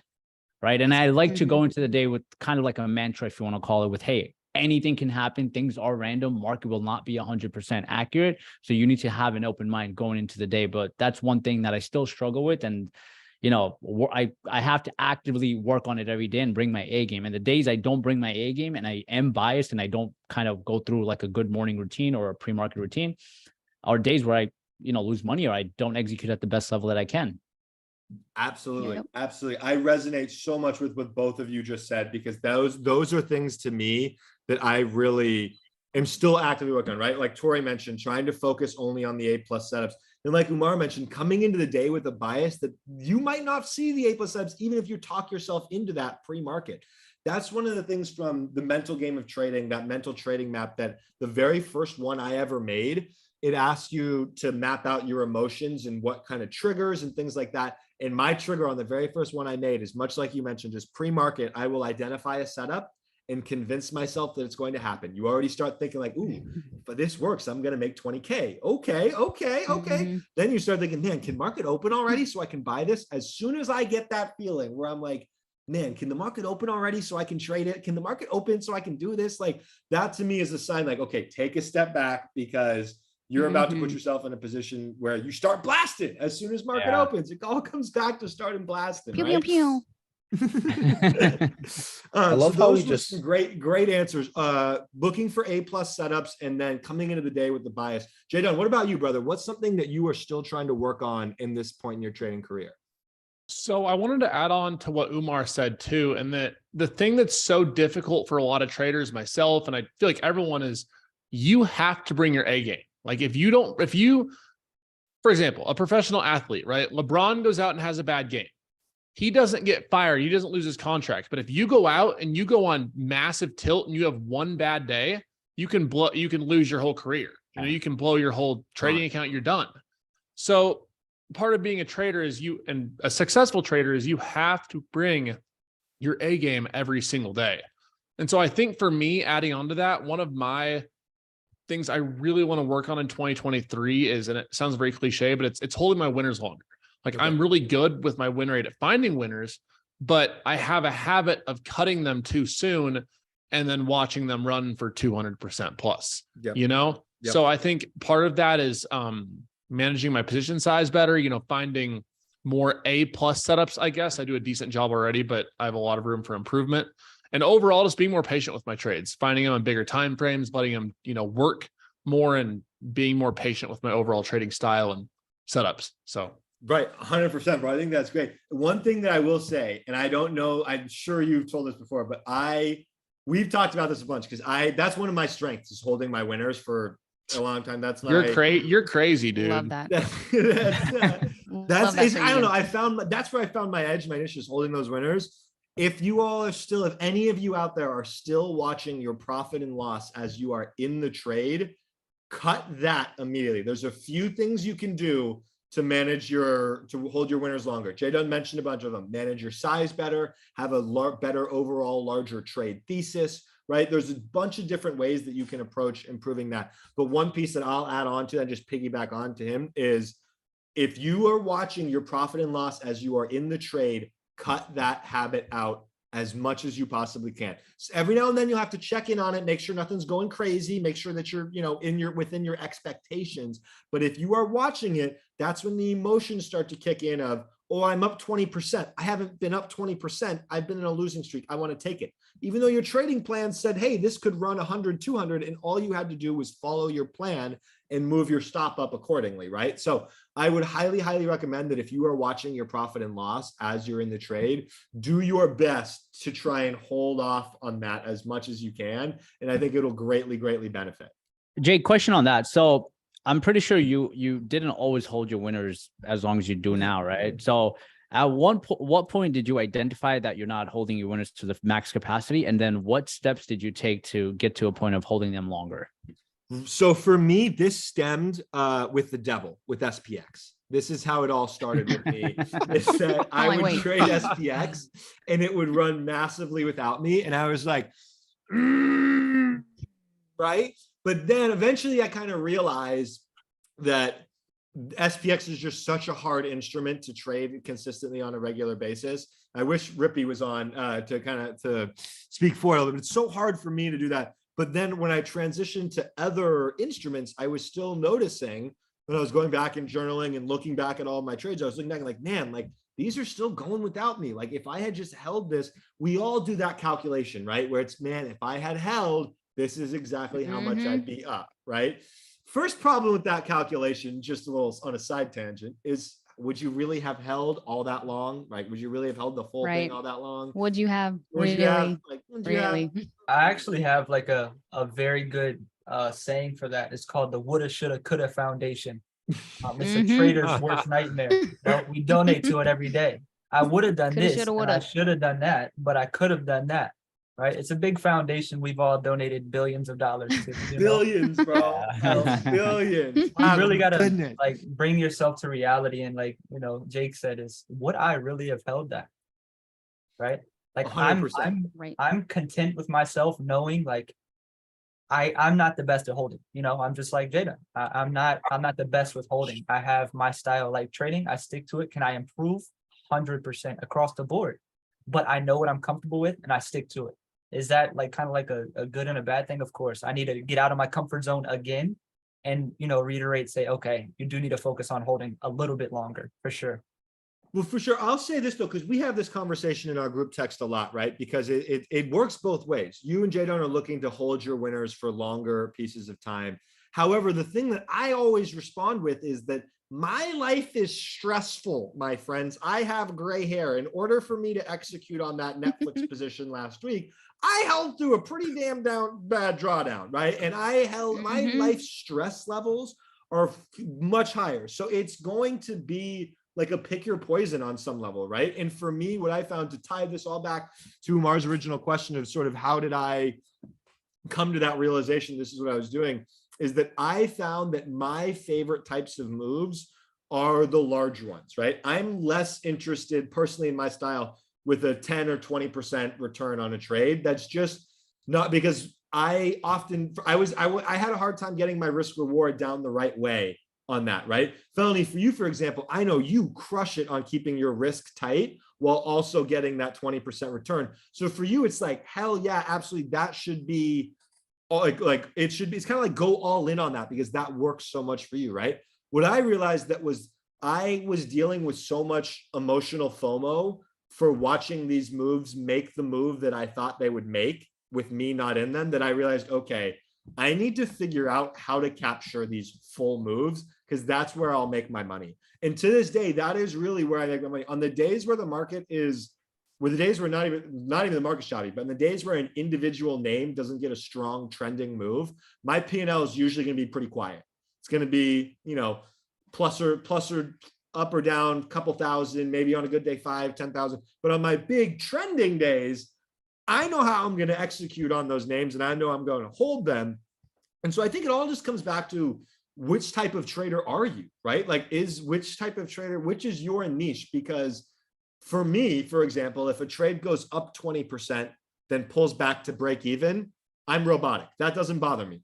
Come on, been there, done that 10,000 times. I don't give a shit, for lack of a better French. For some people, especially people I've worked with in the past, they've been like, man, I can't do that. I can't watch it go up and then me give it back. And it just fucks with their head, right? So I think you have to find psychologically what works for you. And I realized that I wanted to figure out the best way to hold my winners as long as I possibly could. And I've been able to do that. Yeah, that is how it's been. But it all depends on who you are and what works for you. I think that's 100%. Yeah, no, I like the fact that you bring that up because a lot of traders, what they'll do when they enter the market is they'll mimic exactly your style or exactly someone on your style. And I tell people, you can't do that. You need to find what works for you. Like there's people I know that suck at scalping. They're not quick on their feet. They're not able to execute at a high level. And they're like, I want to scalp. And I'm like, well, you can't deal with that risk and that execution on a high level. Some people are great at it. Yes. And when they try to go into position holding, they don't have the patience for it. So it's like you need to find, you know, your medium point, what you're good at, and give yourself that couple of months to find a good point that you're comfortable with and you can kind of leverage off before you start adding, you know, crazy size or crazy amounts into your account. 100%. And one last thing I'll piggyback sort of off this is this concept of niche, right? Finding your niche as a trader, I think is so crucial. We have been in a bear market for 2022. It has gone down for 80% of the year. I have traded 90% longs. It's just my niche. I do better trading to the upside, the downside. I know that about myself. I know that I hold my longs better. I know that I do all that. So I look for relative strength longs that present me with the setups that I'd like, that I take. Do I catch a couple big shorts every year here and there? Definitely. I'll participate. I'll capture some of them. But 90% of my money at the end of the year is going to be made from longs, right? So it's the same thing that Umar just mentioned, which is finding your niche as a trader, because it's not going to be the same as somebody else's. It's going to be your niche because of traits about you as a human being. Crazy good conversation there. Shinobi, I want to ask you, we've been talking about things that we think we can improve on and work on. What would be, because I think this was such a great question from people, because that's what, like, if for people to know that we still have things that we're actively working on and getting better at, I think it can be super re-encouraging to them. So what would be something for you that you're trying to work on every day? Holding longer. Holding Like longer. I know we just went Mhm. over it, but that's That would like be it. me. Oh, I know, yeah. No, like me and you have these conversations very often. You know, I'll be like, yo, I'm holding for 20%. I'm risking 10%. You know, I'm risking like 15, 20%. It's like I've been starting to, with Zella and stuff too. You know, you can see our multiple. I've been really looking at our multiple now Yes. compared to, just my dollar sign. Like I don't even know how much I was up or down like for the past few days till the end of the day. I just trade and and I look at the percentage. I have my percentage pulled up, but I don't have that dollar value anymore because it doesn't matter how much money you make. The second you see negative, like even $1,000, right? Yeah. You see that, you're like, oh, I'm down 1,000. Like somehow, some way, that number is still going to hold some weight to you just because it's red and it's 4 figures, right? It's going to hold some sort of weight. So for me, I've been, really just trying to get better at, becoming more emotionless and viewing things from an R multiple perspective. Yes. So when I look at my Zella, calendar, I put in R multiple for all the trades. When I go back and journal, I look at the R multiple at the end, and that's really what I've been trying to focus on mainly, and base my journaling off that. 100%. And I think that also ties back to the question that we were talking about earlier of what made me want to hold my winners longer, or what made me like make that realization and get over that hump. And I think that really it came down to R multiple at the end of the day. And we talk about this in our text chat all the time.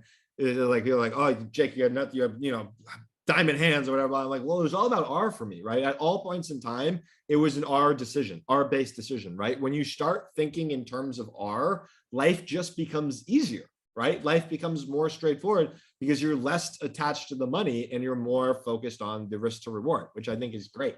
So awesome, bro. Thank you. Yeah. So Felony, what about you? What is something that you, I know holding longer is something you mentioned a second ago, but aside from that, is there anything that you are working on at this point in your training career where you'd say, this is my struggle that I really want to get over? I would definitely say probably like the biggest one is just getting out of my own way.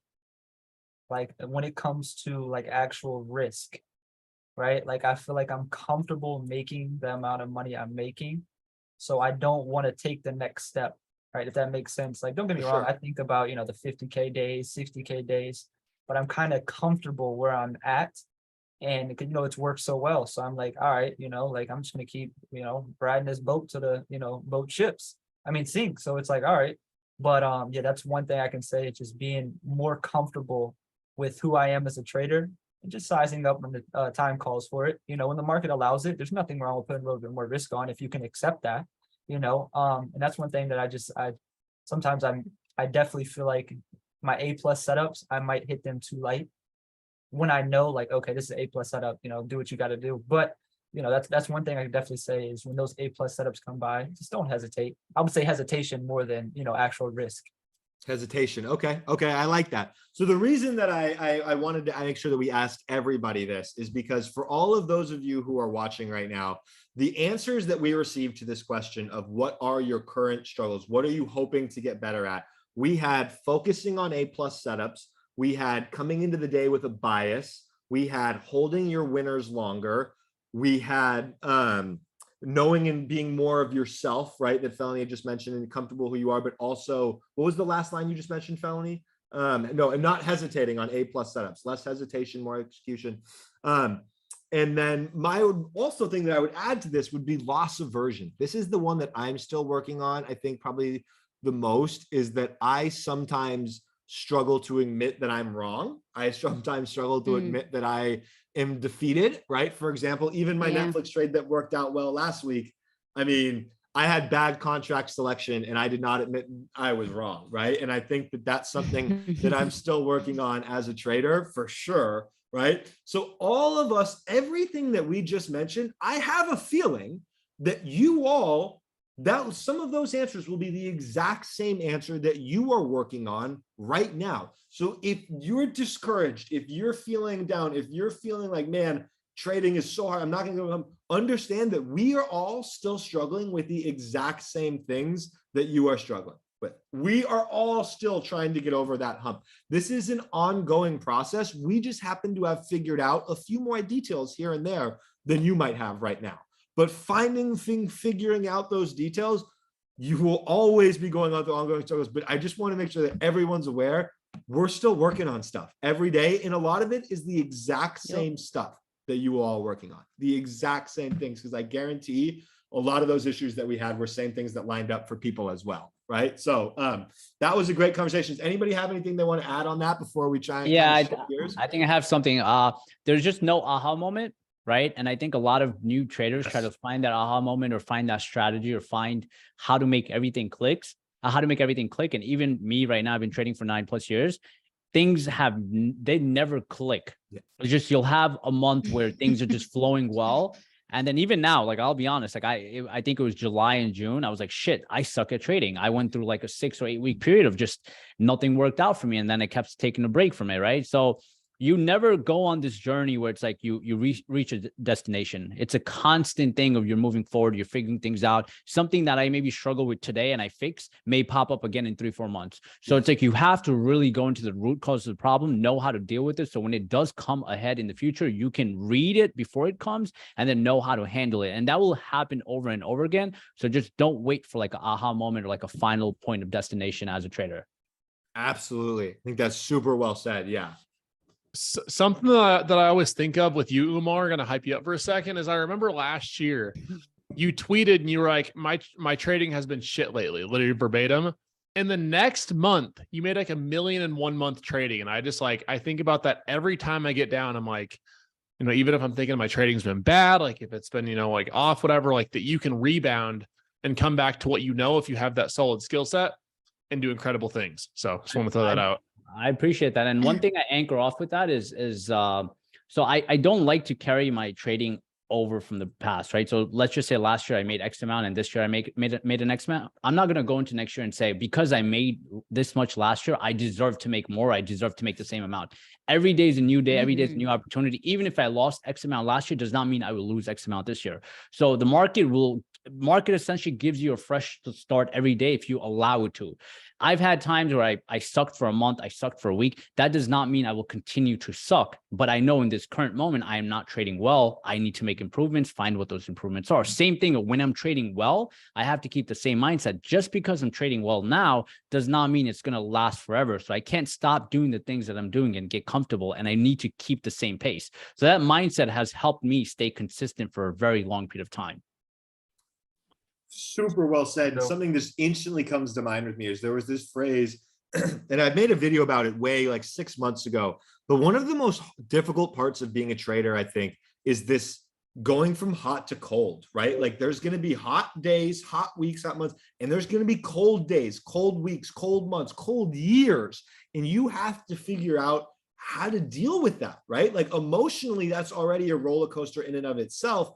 But being able to regain confidence and, you know, go from being cold to hot just because good setups came out of nowhere is a really hard part about being a trader. I think it's a really difficult aspect of it. So I guess the next question that would kind of lead me naturally into posing would be, what would be something, anybody feel free to respond to this one.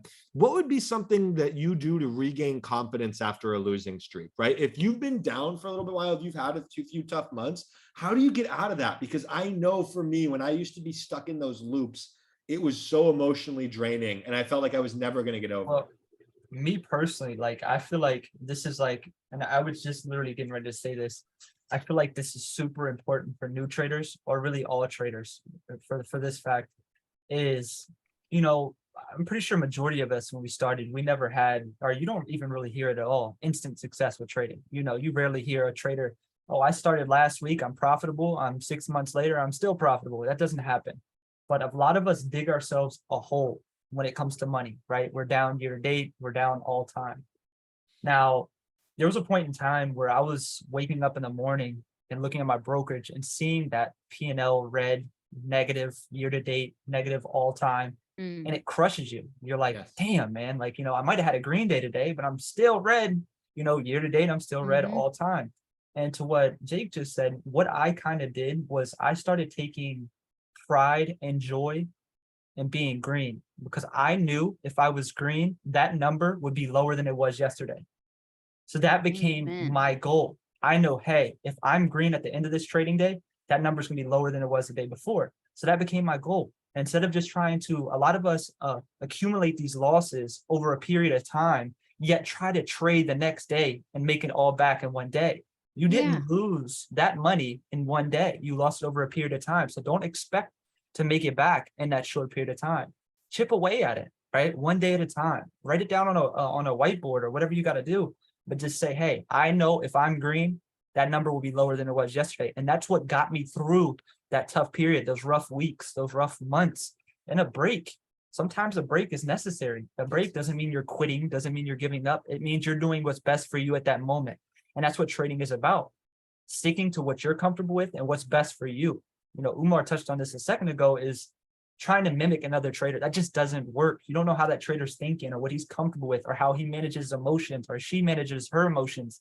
You don't know that. So you have to really focus on what you're comfortable with when it comes to trading, setups, position size, money, just everything. You have to focus on yourself and do what's best for you.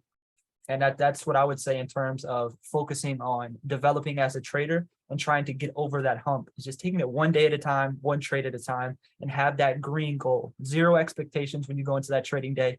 Just create a trading plan in the morning. And if that trading plan comes about, execute to the best of your ability. And, you know, it's an absolute great chance if you stick to your plan, you might execute well. And if not, you learned and you can journal about it and learn something from that. So it's a win-win. You're going to learn regardless. And that's just the way it is. Absolutely. Super well said. Yeah, dude, man, that was a very, very well said answer. I love that. That was beautiful. About recovering from losses or a tough patch, anyone? Let's say that, like, you know, these last few months have been hard, but let's say you found some consistency in your journey, but you have like a tough 2 month or a month long span. What do you do to get over that? Right? What do you do aside, like Felony mentioned, chipping away at it is, oh man, it's such a good approach as opposed to trying to make it back as a whole. I'm curious some other ways that we try and approach and recover from these bigger losses, from either a big loss or a loss over a few weeks. So, I mean, I could go real quick. You were mentioning you were consistent for a few weeks and you have, you know, a few losers. For me, you know, a lot of people like to go focus on, you know, what they were doing wrong. You know, they'll journal, they'll be like, okay, I messed up here, here, and here. You could do that for so long, but, you know, what I like to do is, you know, I'll go back to that consistent time, you know, and I'll go onto Zella or whatever, and, you know, I'll look at my replay and see what I was doing right at the time as well. Because obviously, if your system works, you've tested it, you've back tested it, and it's been working consistently, and you were following it for a month and it was going well, what was the difference between then and now, right? Because the market changes. You know, it's not going to be, you know, just linear profits all the time. There's going to be some humps, but, you know, you go back and see what you were doing right versus what you're doing wrong now, and you compare those types of trades. You go back into your winners and your losers, and you see why the winners were winning and why the losers were losing. 9 out of 10 times, you know, for me, the reason I lose a lot, you know, when I do, I sized up, you know, I try sizing up a little bit more, and, you know, I go back, I look at my winners. All right, I'm taking my winners with 4 or 5,000. I'm taking my loser with 10, 15 and revenge trading with them. No wonder I'm losing a lot of money. So for me, 9 out of 10 times, you know, you could become a consistently profitable trader if you just journal your trades and you size down. If you have any sort of adversity, you just size down, you start journaling. Once you get your consistency back up, then slowly start. I think it was Felony who mentioned it. Stack up your you know, size, like 4 or 5K, 6K, slowly build it back up. That's honestly what I do whenever I'm in a little funk. And I, you know, I reach out to you and Umar, and I'll tell you guys about it too. I'll be like, yo, like, I'm in a funk, what do I do? And then every single time, you know, it's the same issue. I sized up too fast, and now I got to size back down and then rebuild that consistency.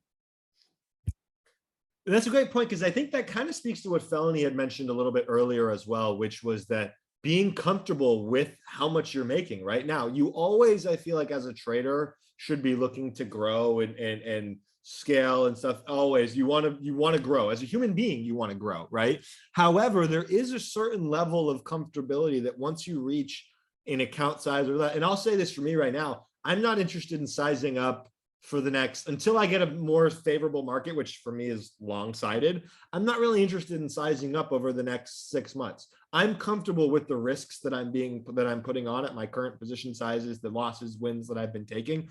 Yeah, I'd love to make more, but I think that keeping that sort of consistency will definitely helps my brain stay and avoid these stretches of losses in the first place, right? But I love that, bro. Yeah, I think that's great. I think it always a lot of times comes back to sizing. Tori, what about you? Is there anything with a low losing streak that you do to sort of get over it? for lack of a better word. Yes. Funny. So a lot of things I am just now starting to like post about, you know, my experiences and my Right. feelings and the way I cope with stuff. So, and the feedback is all new to me because before it was a very small circle. It was my uncle, my sister, and a few other family members. Welcome, so when I welcome, by the way, posted, we're happy to have you. dude, Yeah, right? I was gonna ask you about that, Tori, after you're done, how that's impacted you, because I know there's a lot of like Oh, social pressure that I was comes. holding Yeah, back. yeah. There's Yeah, so yeah. much impact. Oh my God. And it's new and it's weird because like 7 years I've been sheltered in this like teeny tiny little circle. And now I'm opening up to like this massive world of other traders. And before I get into that second one that I'm about to get into. Yeah. So the like handling big losses or losing streak, I posted about this not too long ago, and my response were a little weird, but it's fine. I was like, okay, first things first, I vent about it. I vent about taking my losses. If it's one big loss, I have to talk about it. I just need a community. And I posted that and people were like, we're dudes out here. We don't talk about our feelings. I'm like, guys, come on. What are we being stereotypical? Those dudes do I not think people speak need to for get it us. out. No, I believe that. I believe it. But it's like, regardless of who you are, like, I think just the feeling of getting things off your chest and like putting it out or just like releasing it. So when I talked about my my losses and my losers and my losing streak, it like helped me clear my mind. And then the second thing, like besides having a great like community or like support system and venting, the next thing would be and maybe this is not the best way to do it, but the way I do it, I have to kind of rip it off like a Band-Aid. So if I've been like taking a lot of losses in a row and now I'm taking a break and now I'm just nervous. By this point, I've taken a lot of losses. I gave myself a break. And now before getting back into the market, I'm like hesitant. I'm second guessing. I'm like, is this a great idea? And usually I just got to rip it off. I just got to make a trade. And I'm like, okay, that wasn't so bad. Now let's get back in the groove. So that would be my take on getting through those losing streaks, big losses, you know, whole 9 yards. For sure. I think I actually had a conversation with one of my moderators the other day, and he asked a very similar question because he's been in a funk too. And one of the things that I mentioned, he's like, Jake, I've been taking decent trades. I just get stopped on all of them, blah, blah, blah, blah. And I told him he's been taking breaks here and there. But one of the pieces of the conversation we had is I almost feel counterintuitive and weird saying it, but you have to trade through it. Like you said, you gotta know the right way to trade. You know the system, you know the strategy.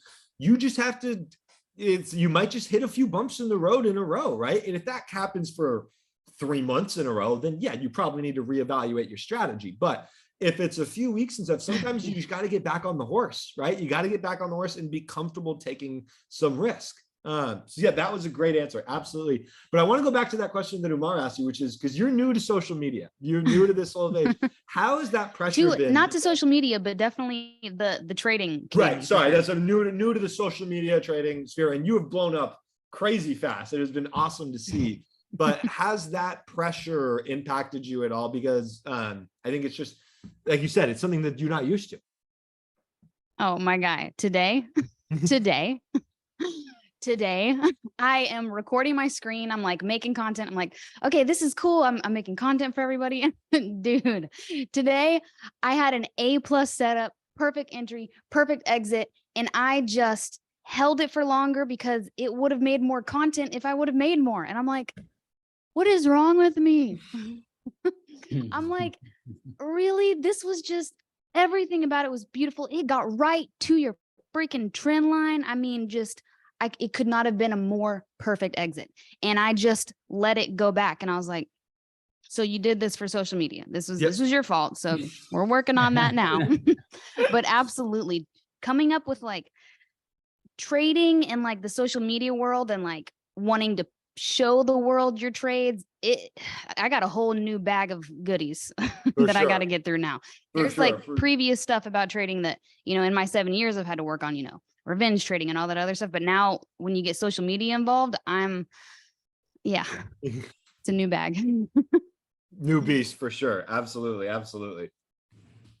So this has been great though, because I think that everybody has been able to, I mean, you all now know some of the things that we are all looking, early on in this favorite conversation, we talked about some of the things we were looking to improve on as a trader. But now you've also learned some of the tips and tricks that all of us use to sort of get out of a tough, tricky streak, right? Like one of the things that I think can be super difficult is getting out of that. And I imagine that some of the answers you heard here tonight might be a little bit different from things that you've tried in the past. One little piece of note that I'll add on before we wrap up and sort of come into our final question segments of the evening. But for me, one of the biggest things that helps detaching from my losses, I'm just kidding, right, but helps me getting over my losses is detachment. I need to detach and get away, and I need to not think about trading. So I would encourage you all to have a hobby or something that you can do that once you do it, your brain turns off from trading. Like you do it and your brain is off. And Jadon, I wanted to go to you on this a little bit because I know that the minute you hit your daily goal or reach your money, man's in the gym making me feel bad that I'm making me feel terrible because he can lift me up with 6 times. But tell me, so is part of you the reason why you're so consistent in the gym because it translates to your trading? Dude, absolutely, man. Like I'm of a firm belief that how you do one thing is kind of how you do everything. And if you can't be a disciplined person outside of trading, how do you expect to be a disciplined person inside of it? You know, if you can't keep your promise to yourself to go to the gym or, you know, play basketball or follow a diet, whatever it may be for you, how do you expect to, you know, keep that promise to yourself to follow your stop loss or to, you know, follow your trading plan?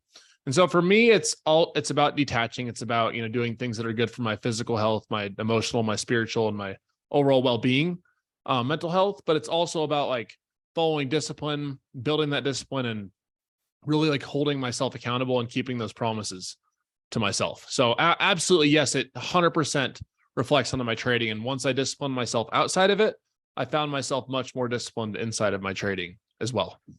100%. I think it's such an awesome thing for just even for you, looking at you as like a case study, right? Like you have been able to take this fitness aspect of your life and have it help your trading so much in terms of your discipline and following your rules. And that's the one side of detachment that I think is really key, right? Then there's this other side of detachment that is literal physical removal from the screens, right? When you remove yourself from the screens, assuming that you're not going to be slamming orders on your phone with huge size, which sometimes, you know, we all do there, here and there. But, you know, the reality is most of the time, if you take off and go to the gym, you're not going to be tempted to take those C+ setups that get us all in trouble, right? So the detachment part, I think, is really key because it allows you to get away and detach from the markets, but it also literally physically removes you from the markets, right? Like you cannot place your trades and make those errors because you've taken yourself out. You've removed yourself from that situation. So if anybody is struggling with it, I would highly, highly encourage this concept of physical removal from screens and follow something like Jadon just mentioned, where you find some sort of path, whether it's a sport, whether it's a physical workout, whether it's reading a book, whatever it might be, to detach you from the market is a huge, huge, huge, huge, huge skill to have. I totally agree. And I feel like in my beginning stages of developing as a trader, that was my worst enemy. Because as you specifically talked about earlier, we can literally talk ourselves into anything. Yep. Anything. We can sit in front of the screen long enough and everything starts to look good. Yeah, man. Okay, that just broke. Yep, that looks good. I'm getting it. Yep. Sending it. Next thing you know, you're down. You were green on the day. Now you're red on the day. Now you're revenge trading to try to get back green. Now you're more dude. It's horrible. The best thing that you can do is you know, I'm kind of a little bit jealous is he has that such discipline to be like, all right, I'm gone. You know what I mean? And sometimes it's hard. It is, because this is the thing about trading. We're our own boss. So we have to literally tell ourselves, hey, get up, go. You know what I mean? And that's hard to get ourselves to do because why? Trading's fun, right? We all want to trade. We all want to make money, but it's rare that we think of the consequences. Like, hey, okay, if we sit here too long, we're going to, good chance we're going to overtrade. Good chance we might start revenge trading. And it's a good chance we might take a boredom trade, right? We don't think about that in the moment. All we're thinking about is, you know, we can make a couple dollars. So it's important to kind of maybe, you know, put down a sticky note to say, hey, you know, if I'm done trading, I've executed my plan. Let me go ahead and, you know, remove myself, go grab lunch, go do what you got to do. Just like you said, the physical removal is key because, you know, sometimes we even find ourselves on our phones, you know, hop off like, all right, let me check the market real quick. Okay, that looks good too. Next thing you know, you're at, you know, Costco trading on your phone. You know what I mean? Like it's not cool. You gotta have like a boundary for yourself for in terms of discipline. Dude, 1000%. I could not agree more with you on that. I think it really sets you the physical removal, because otherwise there's the line you mentioned, about us being our own boss.